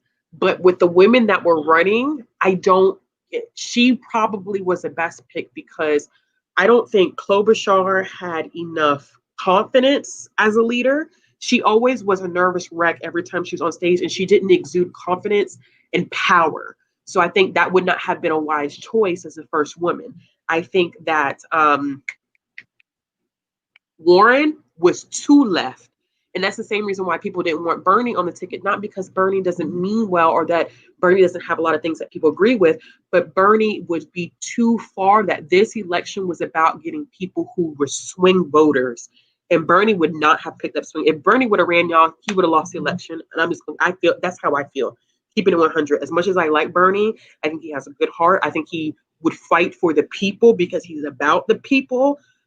But Bernie would not have been able to swing people who were moderate Democrats leaning towards the Republican side. Too many of his ideas were socialist, and that's the dirty task about working in this country, is that you have to appease so many damn people, and no matter what you do, you will never appease everybody. You can't, because the people who are on the super left are like, well, why don't we have socialized Medicare? You know what I'm saying? And then you have people who are on the right who are like, I'm all about self. I'm not trying to help you do shit. Yes. It's really hard. It's really hard to get a very individualistic culture to get on board with the collective. Yes. Really into that me, so, me for too damn long that I don't think that we will ever be to a point where we think of the collective. I was trying to what's an MPA as far as a degree? MP as in Paul. Oh, it's public health, master's in public health. Okay, I was just trying to see what her educational background is. So she has a JD, an MPA, and a BA. So I'm trying to see what kind of cabinet position do we want for her. She could be chief of staff. I mean, easily. Mm-hmm. She could be chief of staff. I mean, hands down. I think she just needs to be somewhere up there. I mean, because that's power moves. Yeah, I would even trust her with our education position. That one getting that straightened out, because what's her face? She got to go. She got to go. Like, she's still there. I went to her Twitter page today. I'm like, oh, you still here, bitch? What are you hadn't caught COVID yet? What's going on? You guys, the Twitter that had me dying was FLOTUS, y'all. They were like, stop tweeting on here. This is for Joe Biden. Like, people around. And I was like, you know what's gonna happen? Y'all know Melania gonna leave Trump, right? Melania gonna leave his ass. She didn't want to be with him. She didn't want to be with him in the first place, y'all. Then he had somebody sub in for her like a couple times. It wasn't really her. It was just like somebody who looked like her. Listen, that's what they said. That's what they said, that they had body doubles. But let me tell you what was so strange is that when Melania was interviewed about PA is public administration. Okay. What was I about to say? When Melania was I lost my train of thought. When Melania was interviewed by, I forget who she was interviewed by, but it was in regards to the splitting of parents and children at the border.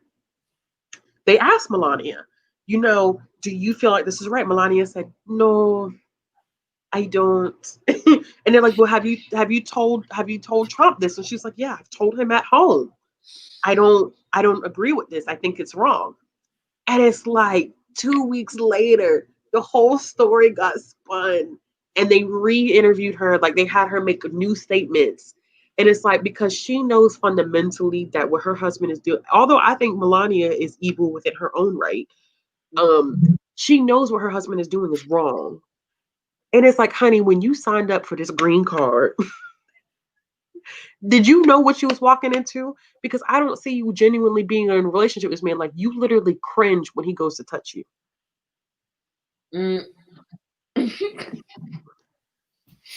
I think so is it public administration, y'all, or is it public affairs? Ooh, because that would be even better. I just saw public administration when I just Googled it. But yeah, it's public administration. And JD is what? What is a JD? There is doctorate. Doctorates. There is doctorate. Yeah. Y'all better put some respect on her name. Mm-hmm. Yeah, I got a lot of people trying to convince me to get a JD, but it's a hell no. Hell no. All that money for what? It's not even that. I think because of my master's, most people who have my master's then go on to get a JD. Maybe. Yeah. I just don't want it. I'm real good. I'm real good. I'm good. Not for all that work. Yeah, that's what I was looking at. I was looking at her wiki page and I saw her degrees. She had a BA, an MPA, and a JD. But yeah, she went to Yale. I mean, come on, y'all. Come on now. Get it together. She had a book on Kindle Unlimited for a while, but it was nonfiction. Let me see what's the name of it. And it was under her name. I don't know what you call it when it's under their real name. I just wish that more people were putting respect on Stacey Adams' name. Like today, even though I was working and people would bring up the election, I would be like, I really think that we should take time to thank Stacey Adams. Like I just kept saying it. I think people are. I think word now is starting to.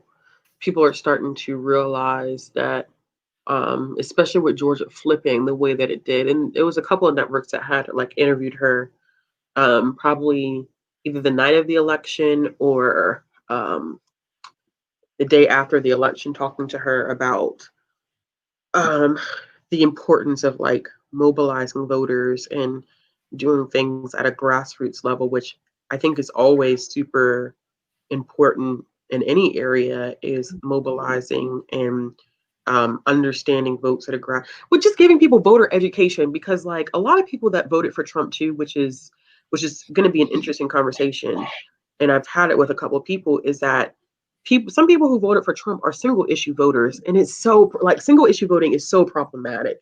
It is probably the most dangerous way to vote. And I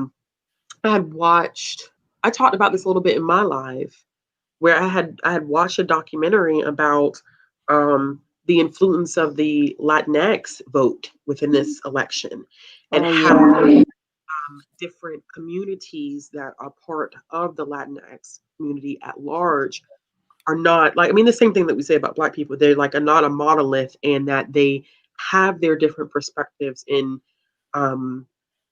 thoughts going into this election, and that a lot of that, the reason why Florida is going to remain red is because you have a lot of that community that remains to be conservative.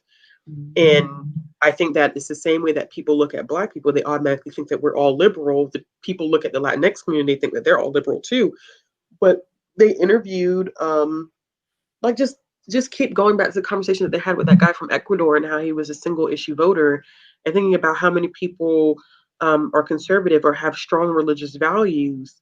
And because, you have someone like Biden who sits on a ticket where they are for a woman's right to choose, then that automatically discounts that vote. They're not going to vote for Biden. Or they're not going to vote for any Democrat because they feel like that goes against their religious values, even though they'll sit down and say, well, I don't really like Trump. I don't like what he's saying. I think what he's saying is nasty, and he shouldn't be saying stuff like that. But at the end of the day, I have my religious beliefs and I just can't morally. But that's so dangerous. I understand that everybody has to have their values and what they stand on. But I feel like looking at a candidate for one reason and saying I will not vote for that person for that one reason, but you will put someone in power that will hurt other marginalized groups, to me just kind of, I don't think I'll ever be able to understand that. I certainly do. I'm with some of my friends that are excited about. I'm sorry. I think that's some feedback coming from me.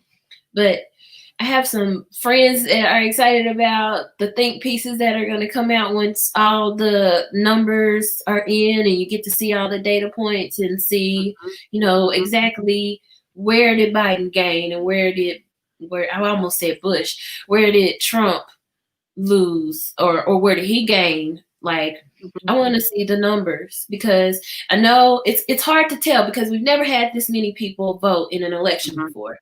So you can't really draw any conclusions, really. Not very many. You can kind of make generalizations, but I'm interested to see where some of the, well, it's the pandemic too. I think this election has so many unique characteristics. Yeah. Like, we never had a candidate campaign for 4 years. We've never had that before. Like, he had rallies before he got elected in 2016, and he got elected. He never stopped having rallies.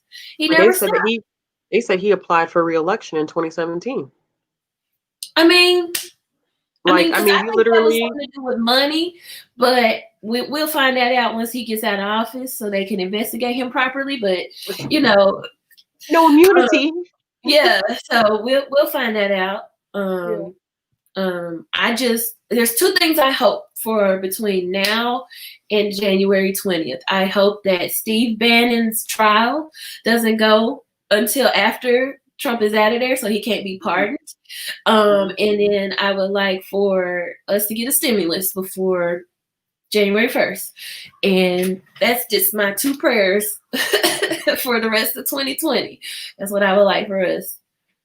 I mean, I don't know. I definitely agree that the inferences that I have been hearing is very interesting to me. I think that, in terms of like voter, like who lost and who gained. From, because I've been doing, if y'all can't tell, I'm super into politics. I just don't, but I think that's a history aspect. I was looking at some exit polls just to, just randomly, just kind of looking at some of the questionnaires that people were asking, and some of them made sense. What I was seeing was that a lot of white men that were the highest for education was high school were voting for Trump, which I mean, are we really surprised? Are we truly surprised by that? Not at all. He lost a lot of suburban women. So a lot of suburban women who voted for him in 2016 switched and did not vote for him this election. He gained amongst Black percentage points among white women. I'm wondering if those, like, we were having this conversation in the group chat. I'm wondering if he got, because there was all that focus on the suburban white women. I'm wondering if he got more rural white women, and it just couldn't. There wasn't enough. I feel like he may have gotten more rural white women than suburban white women, but then I don't know, because they could. What's that, Brie? I said, I don't know what's happening, but you two keep breaking up on my end. Oh, let me mute. Can you hear us now? Yeah, I can hear y'all, but it's like y'all talk and then it's like, ooh. So I'm like trying to. Are you close to your router? No. You don't know what I'm talking about, do you? No, I do know, but I'm just not close to it. It might help because your internet may be. Yeah, it's in my roommate's room and she's sleeping. And she's sleeping? Okay. Anyway, continue. Sorry for interrupting. No. I don't know, because I feel like one group said that the number among suburban women increased, but then more votes have come in. So there's no, you know what I'm saying? Like Deidre said, there's no telling. But what I feel like they do say for sure is that his vote has increased amongst Black men. Yep. The percentage for Trump has increased amongst Black men. It's increased amongst Latinx men. Yep. And of course, when we look at Black women, like 90% of us, if not higher, were voting for Trump. I mean, that's not a surprise at all. Voted for Trump? I mean, voted for Biden. Sorry, voted for Biden. You know what I mean? Voted for Biden. I think that the question is, a lot of people are asking is, what did Trump do that appealed so heavily, particularly to Black men? And some people have said they wonder if it's like this macho, I'm a man's man mentality that has appealed to a lot of Black and Latinx men. And that's kind of been the question up. And I truly to this day do not understand what the appeal is for Trump to Black men unless it's this feeling of validation, since there's so much interturmoil between Black men and Black women right now in terms of Black men not protecting Black women and respecting Black women the way that they should. And I wonder if Trump just makes them feel that elevation of, well, I'm a man, and I don't know. I that's the part I don't get. I don't know if it's the economic side. And people quick to stop saying, but I feel like people say stuff like, oh yeah, well, Trump and the economy. But that's not the way that economics work. You pick up the economy from the president who came before you. So Joe Biden and Obama gave Trump that economy on a silver platter. And I wish he would stop taking credit for the economy. At the end of the day, you don't see the results that quickly. And I don't know why people just don't pick up a book and read about what's actually going on in your country, because at the end of the day, he's claiming credit for something that he can't take full responsibility for. He can't take full responsibility for that. And he does take full responsibility. And that's the only thing that people, and what I was seeing with the exit polls that I was seeing is that people were heavily voting for Trump because of the economy. And it's like, I'm like, y'all, you've got to give the presidency before him some credit. He didn't just come in and then in 2 years, all of a sudden things are peachy keen. That's not how economics works. I don't know. And I guess Which I one? can see that. That right there. Okay. I think that the younger Black generations are growing up having conversations about the fact that those who have come before them have consistently voted for the Dems and nothing has changed, which, I mean, I can agree with that. But if you look at any group, I feel like that is impoverished, that is struggling with healthcare, nothing really changes for any of us. I'm not saying that Black people don't get a rough side of a lot of things that happen, but whenever you have politicians get into office, for me, they talk a big game, but when you get to Congress, things become a little bit more complicated than just saying, oh, I'm going to do this and I'm going to do that, because at the end of the day, you have to pass things through multiple groups before it happens. And people seem to also forget that just because a president says, or a president-elect says that he's going to do something, does not mean that it's actually going to happen, because he not only has to get his party to jump on board to do it, he also has to get another party to jump on board, and he has to get things passed through in order for things to become a bill. But see, that at the end of the day, when you're not taught how your own system works, you don't know that. So politicians do nothing for anybody, really, at the end of the day, if you want to be honest. Nationally, they don't do anything. Your worth at terms of getting your communities change is going to be in your local elections, but they just started teaching people that. That's the way it's been since the beginning of our whole entire system. Your local elections determine how your life functions. But if you don't care about your local elections, things are not going to change. The same way I tell people who say, I don't like the way that police are treating people in my community. Do you know that you vote your sheriff in? So if you don't vote your sheriff out, the same person that's running your police department is going to continue to run your police department the same way, because you're not voting his ass out, or her ass, or whoever it may be at the end of the day. So for me, I understand that argument, but at the same time, I also ask young people, well, what are you doing on a grassroots level? What are you doing locally? Because if you're only complaining at a national level, nothing is ever going to change. Nobody is ever going to do anything in your favor.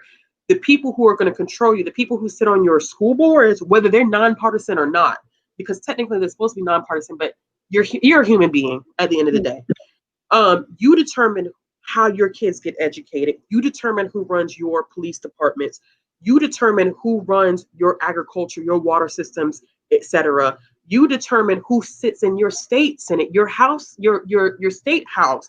You determine who your governor is. You determine who your council people are. So it to me is just like that conversation needs to be had in a deeper sense than just Democrats don't do anything for me, because Republicans ain't gonna do shit for you either.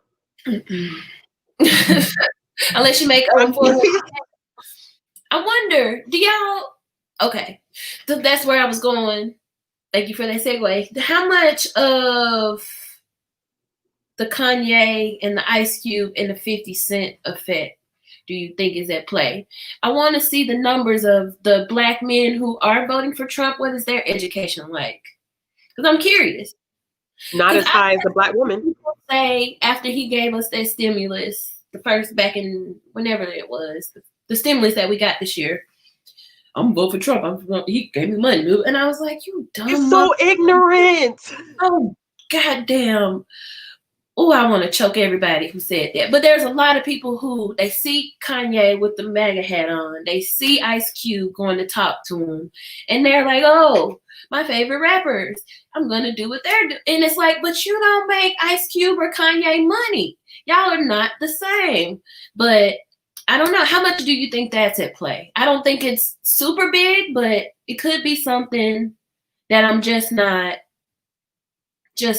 you know, just not taking into account enough. I don't know what it is. I don't know. I have a problem with Lil Wayne. I have such a huge problem because Lil Wayne like did absolutely nothing in terms of even from what my understanding, I mean, this could be inaccurate information, that he didn't even say anything when it came to George Floyd and the Black Lives Matter movement. Like, he was quiet. No, he said he don't experience racism. He came out his mouth and said that on Instagram a while ago. I think even before the George Floyd situation, he don't experience racism. That don't happen to him. For real. I've seen him a long time ago. For me, like, when you have people like that who literally have no interest in politics or anything of the sort until it becomes a situation where it's easy for you to use this as a way to gain more popularity, like, it bothers me. Kanye, I feel like Kanye has some serious psychiatric things going on. Ever since and which is understandable because, you know, when he lost his mom, he had a very, very good relationship with his mom. When he lost his mom, that's when the downward spiral and I think that Kanye is a very confused human, and I feel so disgusted by his behavior sometimes, and I try not to 100% because I feel like my empathy kicks in a little bit, but the issue with someone having such deep, you know, rooted issues and not getting help is that they turn their platform, where he has millions of people following him, into a situation that is dangerous for us all. Like, who knows if those 60,000 people who voted for Trump, who voted for Kanye, what if those votes were needed to get Trump out of office? You know, it's stuff like that that makes me think, like, you're using this for your own glory. You have no, I don't say he has no educational value, but I'm going to say it because you have no educational value if you can go into a public forum and say that slaves were to blame for slavery. For me, if you can get up there and say that with confidence, you have no business in American politics because you don't even know your own history. And for him to say stuff like that and then saying that he's going to run for president in 2024, it's like, why would you split the vote like that? Why would you do that? Like, you're doing stuff that's dangerous to everyone. And when he got up there and he was saying he was running for president in 2020, I'm like, bro, just like sit down. This is not about you. You want the spotlight on you. You want you and Kim to be relevant. And it's like, y'all are so selfish. Even during the election time, wasn't it Kylie or somebody was having a birthday party or something like that and was just doing wild shit? And it's like, why do y'all always take things that are so important to our country and to our people and you flip them and turn it into things about you. The same reason why Kylie or who, I don't even know the girls' names. That's how crazy it is. With the Pepsi commercial. Oh yeah. During Black Lives Matter. Like, why the fuck would you do that? Why would you do that? Why would you even think that that was even remotely appropriate? It's stuff like that that just I lose my empathy for that entire family, because it's very we are broad. Like Brie was saying, we're in a culture in this country that is very much so about self. We lack empathy as a country as a whole. So people are always about me, me, me, me, me, and it's like I can't. I don't understand that. I can't. I don't. Maybe because I feel like I'm an empath, but I can't. I can't do that. I don't know. I feel you. I'm not able to separate it anymore. Like, I'm not able to separate artists from works for a lot of parts, for a lot of things. So, like, to me, it's like ignorance. They just don't understand, or they don't understand politics, or maybe they underestimate their influence. Because like Ice Cube, for example, I don't even know that he ever stated that he was going to vote for Trump. He just was trying to have that conversation, and I was like, why are you trying to have that conversation now? Where have you been? And what do you think? Like, the average person, you've gotten too big. The average person is going to see you and think, oh, that's my favorite rapper. He's talking to Trump. I guess I should vote for him. Not the average person, but you know what I'm saying. You know what I'm saying.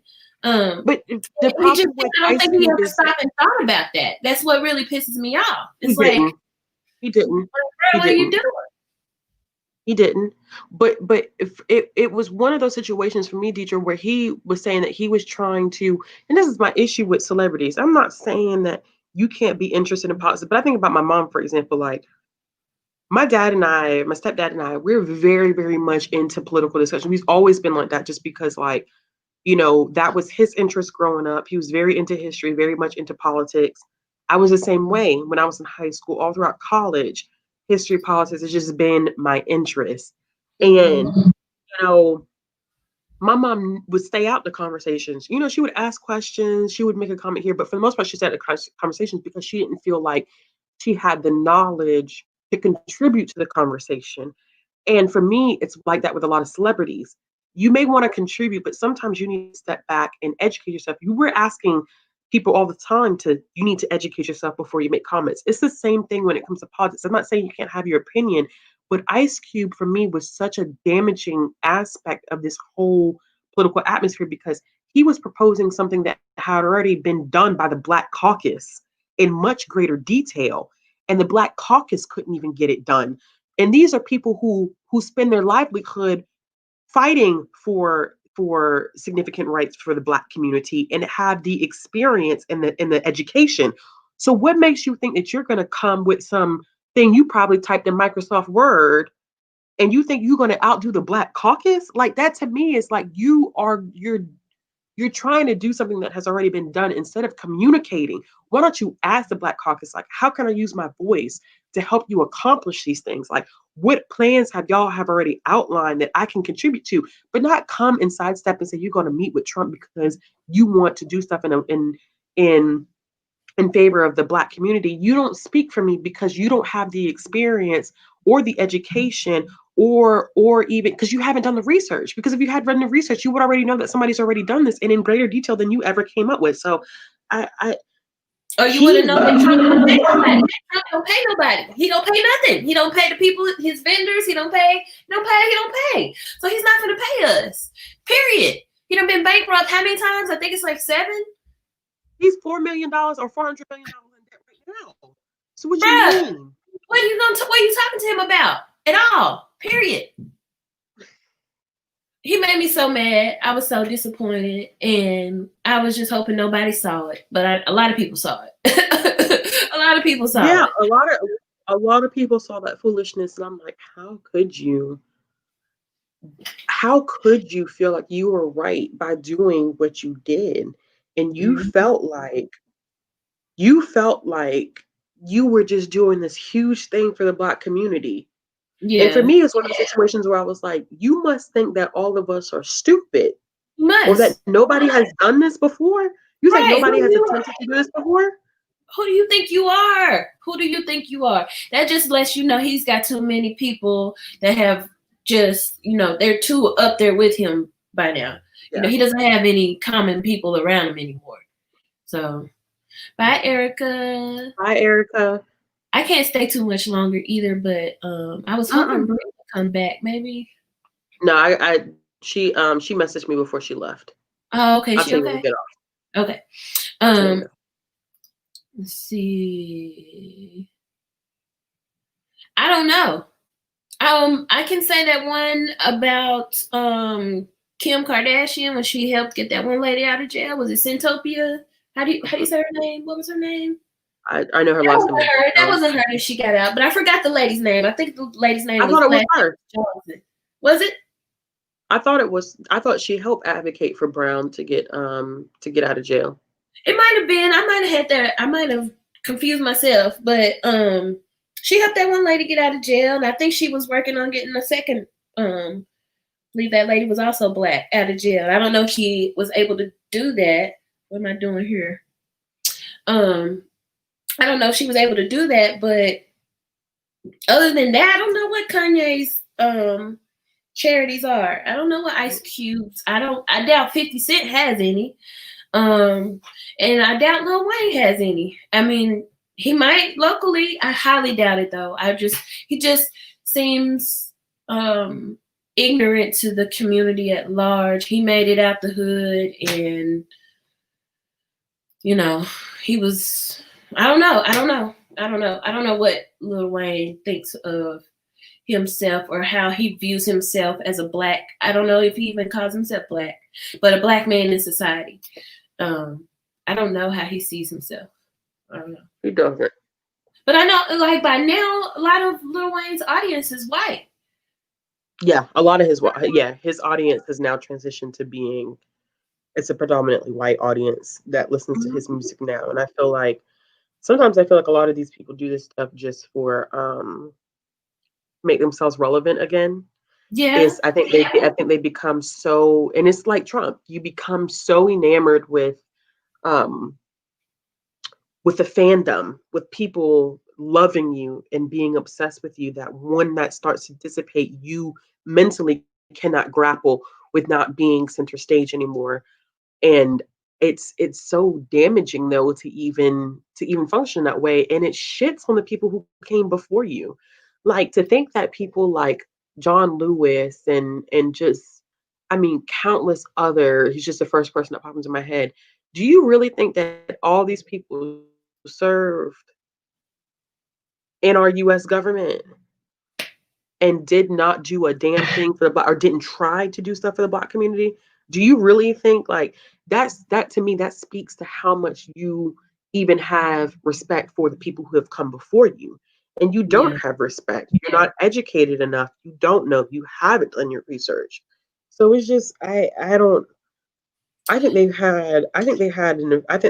had a level of influence. I think Black men are a struggling group, to be honest with you. I think identity wise, I think Black men are struggling a lot with their own identities. And I feel like Black women pay for that struggle in a lot of different ways. But I think that Black women are, I always say, we got to put respect on Black women, because a lot of what you see in terms of mobilizing and voting and advocating in the Black community comes from Black women. Mm-hmm. And I feel like that respect is never really there. No. And Black women have constantly upheld their own communities, and I think that Black men are not. I'm not going to say all, because there are Black men that are holding up their end of the bargain, but I don't think there are quite a few who aren't. And that's why I think that sometimes that's that appeal for Trump, is that validation that I am a man, I'm a man's man, and you know. So it's because I feel like they don't feel, because they've gotten a lot of criticism in the past few years of not doing what they're supposed to be doing in terms of assisting with the Black nuclear family, and providing as far as income and stuff like that. And that there are factors that contribute to a lot of that. I mean, thinking about like mass incarceration, but I think that they have felt, for lack of a better term, castrated by a lot of what society has said about them. And if you have a man coming up there telling you like, you're a man's man, and I don't know. The misogyny is disgusting. But there are men who they appeal. I mean, it appeals to some men. Some men are like that. They like the dominance, which, I mean, I'm not here to knock on anybody that likes, traditional values or a traditional household. If it's consensual, then so be it. But there are some men who like that stuff and want that stuff, even if it's not consensual. So, yeah, and I don't know. It's a very complex. Listen. No, we're never going to get our 40 acres and a mule. No. You heard about T.I. trying to get, I forget the name of the company. Have you ever watched Mike Tyson's show or listen to his podcast? It might be a YouTube show he's got. It's hot boxing or something like that, where they get in a sauna and hot box it, and he has like chats with rappers, and they talk about all kinds of stuff. But anyways, I don't know where I was going with that, but like, you're right. Black men are in an identity crisis, I feel like, and it's somewhat of their own doing. In some of it is because the impossible standards that they try to hold us to as Black women. Yeah. But like, some of it is from the government and from society and white supremacy and blah, blah, blah. But like, you're right. They've got some. Yeah, they got some issues going on as a whole. I think that's a conversation that a lot of people don't like having that conversation, because I think that it brings out some icky feelings in terms of just some, because I have some thoughts and some feelings about just certain things, and because it affects me as a Black woman, not being able to fulfill some standards and some images and some appeals that Black men want when it comes to women. I can't do, because I never will be able to, I think about that a lot in terms of like dating, being single. I think I thought about that. Anything is like, Black women outnumber Black men. Black men, a lot of Black men, especially in our age bracket, are very inclined to date outside of their race, or date more women that look racially ambiguous. And it's kind of like, what is the likelihood of me even finding a Black man that I don't want to say is like on par, but really, like, when you are in a relationship with someone, you want someone who's you're equally yoked to. And I'm not saying that they have to have a PhD. I'm not, because like I always believe too that college is not for everybody. But there's just certain standards and certain lifestyle or certain morals and values that you have, where you're going to want to be with somebody that's equally yoked. And when I start knocking down stuff, I'm like, I'm never, unless I am going to be willing to step into an interracial relationship, I don't know if I ever will genuinely be able to be in a relationship, because it's specifically with a Black man, because of their identity crisis and what they're trying to achieve, and what I can't help them achieve because I was not born to fulfill those achievements for them. So,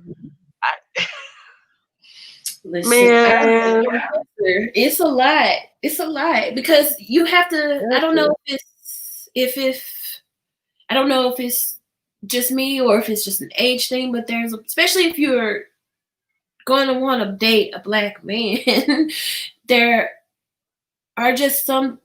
You have to decide your 80-20. You have to decide what you're willing, where your line is, and what you're willing to put up with. And it's going to be different for everybody. Some people, are willing to work on some of the misogynistic things. Maybe it's just the words. But some people, that's a no-go. Like, you don't want to hear it at all. And I don't.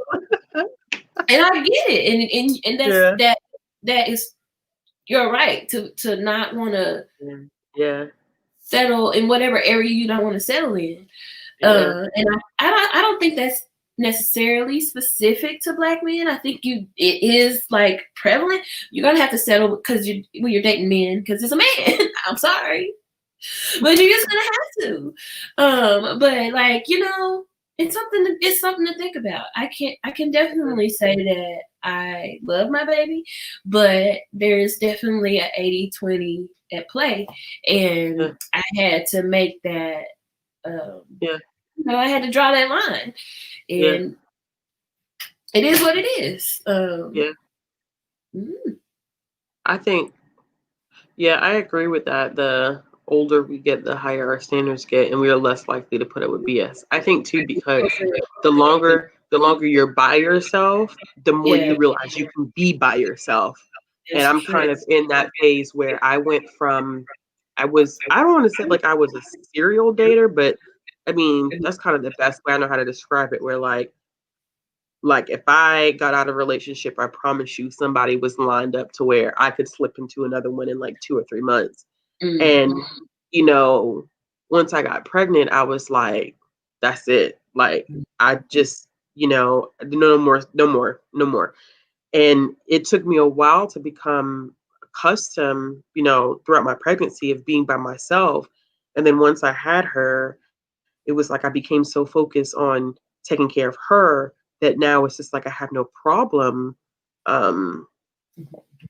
I have no problem being alone. And now I feel like I'm so comfortable in being alone, even though we're just talking about that's all physical.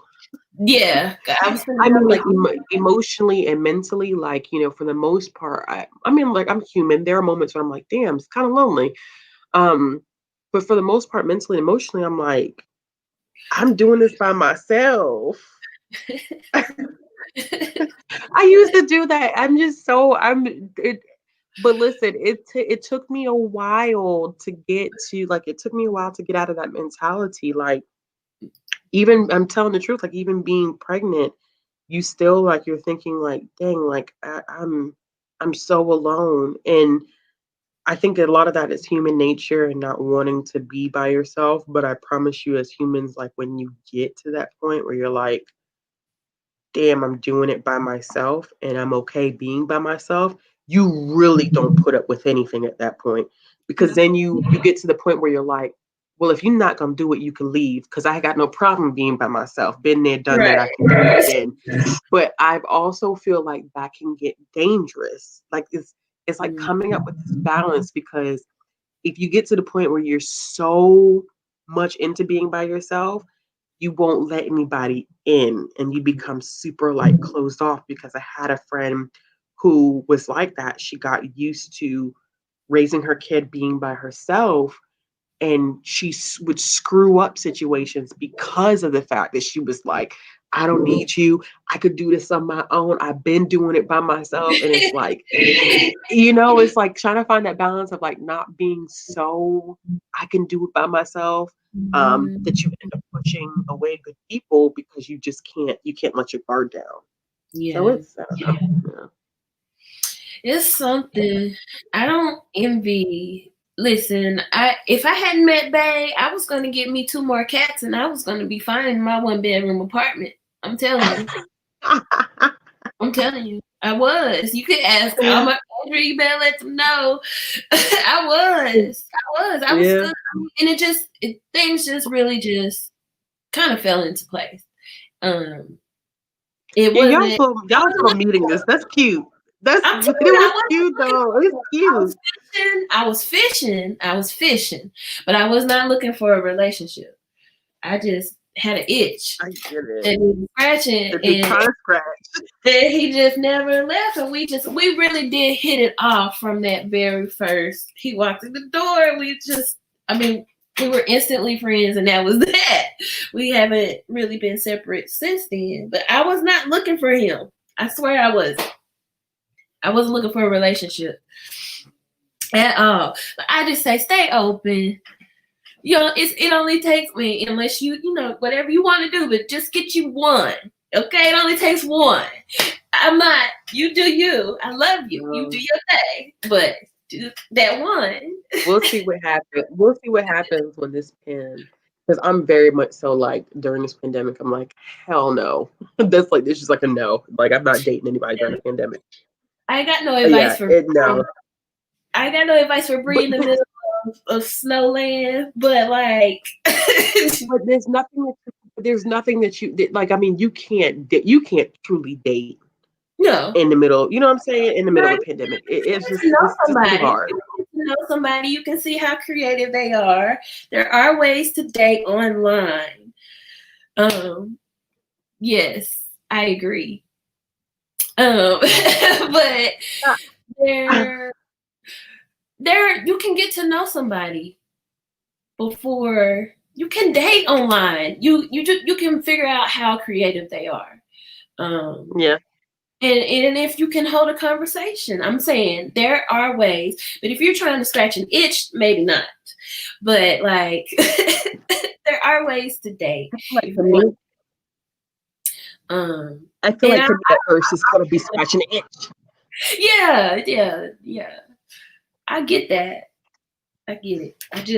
I want everybody to have a partner or partners that make them happy because everybody deserves that. Yes. Especially y'all, my friends. Y'all deserve that. For real. One day. I didn't think it was. I never would. If you had asked me, like, even 2020, if you had asked me at the beginning of 2018, would I be in the situation I'm in now, I would have laughed until I passed out and died, and we wouldn't even have to worry about the answer to the question. But it just things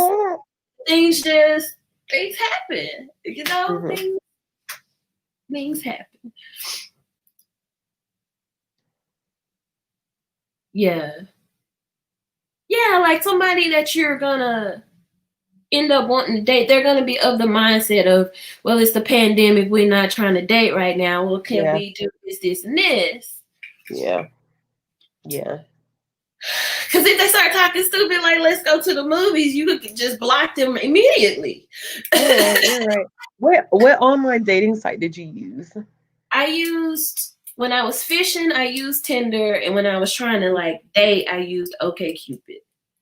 Because you could ask more questions. Like, I don't know if it was just if Tinder just has the reputation for being a hookup site, but it was more like I didn't get any kind of conversation from people off of Tinder.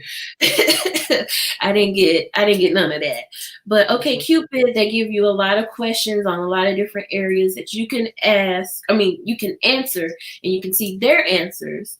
That's more than just like, what do you enjoy doing in your free time? They have some really in-depth questions that I've forgotten by now because I've deleted the app. But I recommend OkCupid, and I heard a lot of people like Plenty of Fish because it's similar. No, POF. No, you don't like Plenty of Fish? Okay. No, I did POF once before, and it was like straight who was down to smash, and I was like, it was like a lot of randoms. Like every now and then, like you get like a couple of guys that seem like they would be kind of worth chatting it up with. For the most part, it was a lot of like randos. Yeah. It was like clearly like you would have like, I'm trying to find a committed relationship. And theirs would be like, I'm trying to have a lot of fun. And they would still message you and be like, what's up? And I'm like, we don't even want the same thing. So like, why are you even message me?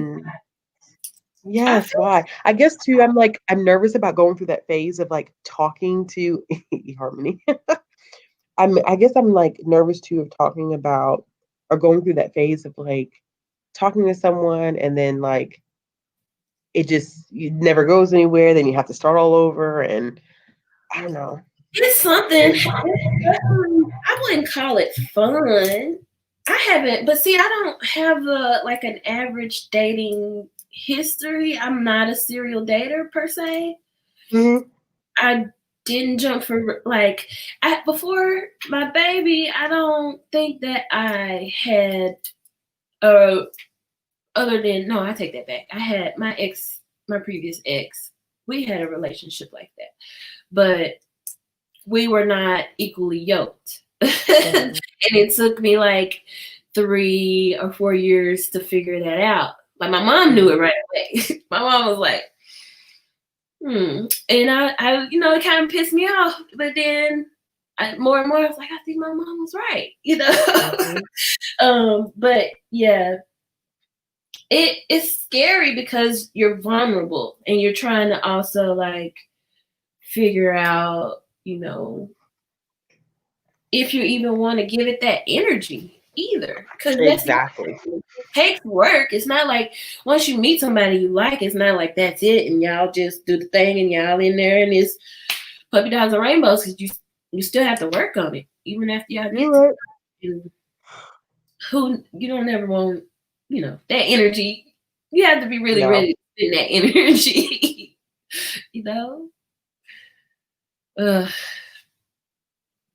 Yeah, let me see. Through a game? You mean like gaming? Like trivia? I need to look this game up. 6 years. That's beautiful. Yeah. Andrew is funny. Andrew, what were you talking about with seeking arrangement? Oh, what's this? Oh, that's yeah. I think that's I've looked into that, but I haven't actually gone on there. So I don't know, like shit. I always am down for the seeking arrangement. Do your thing, fam. But yeah, I don't know, because I'm used to chat rooms. Like I grew up in chat rooms and Yahoo and MySpace and AOL and all of that. That's kind of my teenage years, is getting to know people online. And so I don't know, online dating just felt like I've heard they got Facebook dating now. What? Yes, I don't have the app anymore, but there's a Facebook dating part of the app. Like, how they have Messenger and Marketplace, there's a dating. There was. They might have taken it out because it was like just Messenger. I don't know what's the difference. A mess.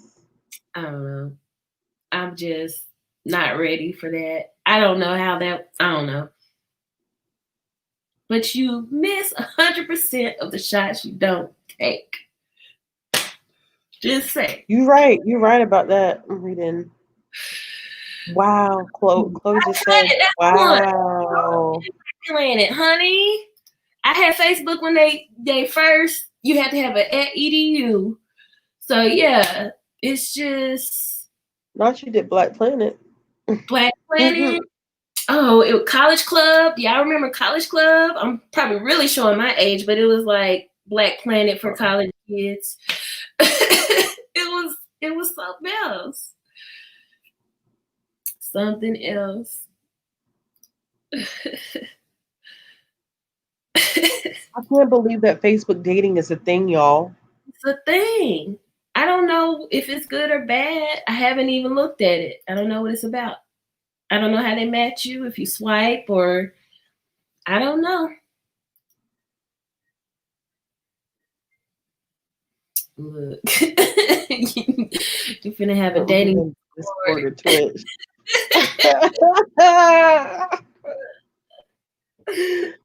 Oh my gosh. Yeah. Twitter dating. What? No. No, man. Ain't no way. Oh my Ain't no way. That's a way to get into a very toxic relationship, because Twitter as an app is toxic. I don't know. I don't know if it keeps you local, if it gives you like a big net to cast. I don't know how it works. I just say keep an open mind and keep your fuckboy radar on at all times. 10? On max level.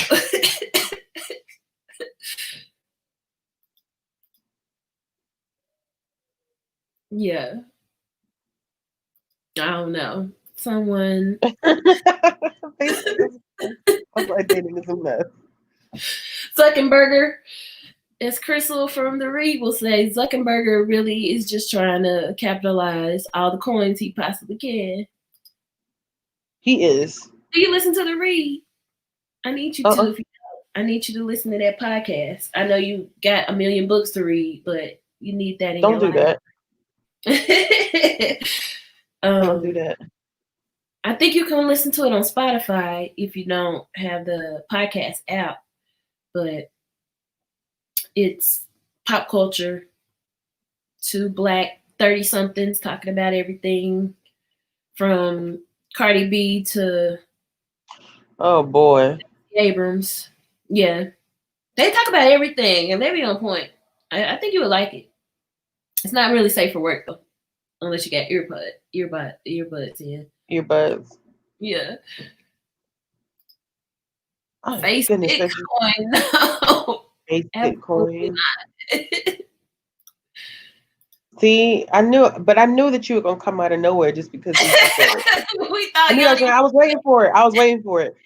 Just because you didn't say it first doesn't mean that I knew you were gonna come and comment.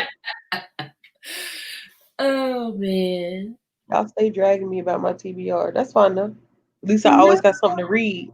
Oh yeah.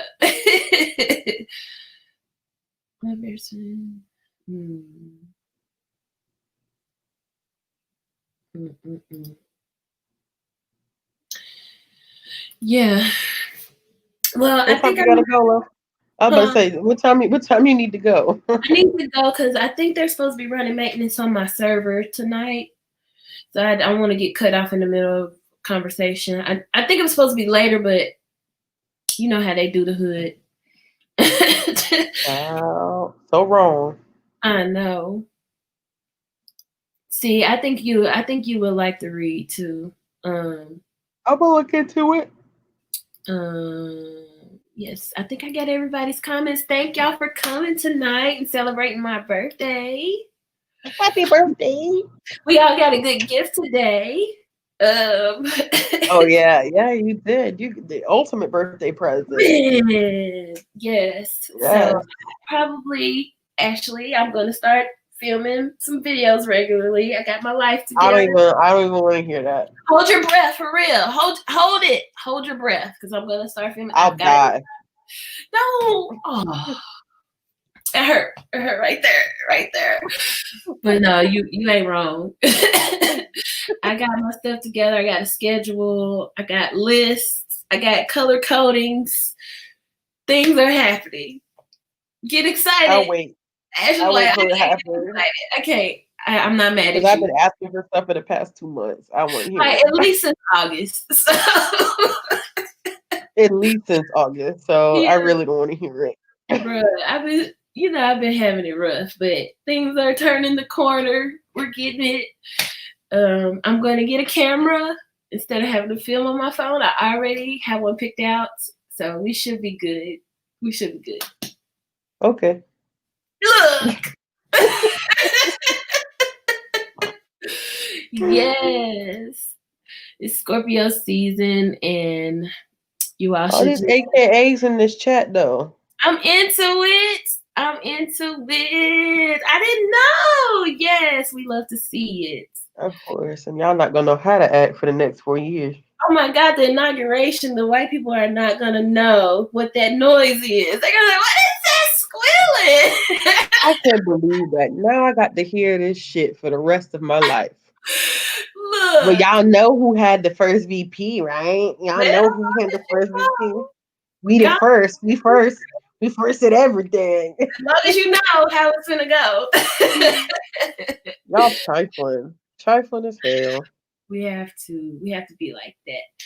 All right, y'all. Have a good night. It's only 9:30, but it's been a long day.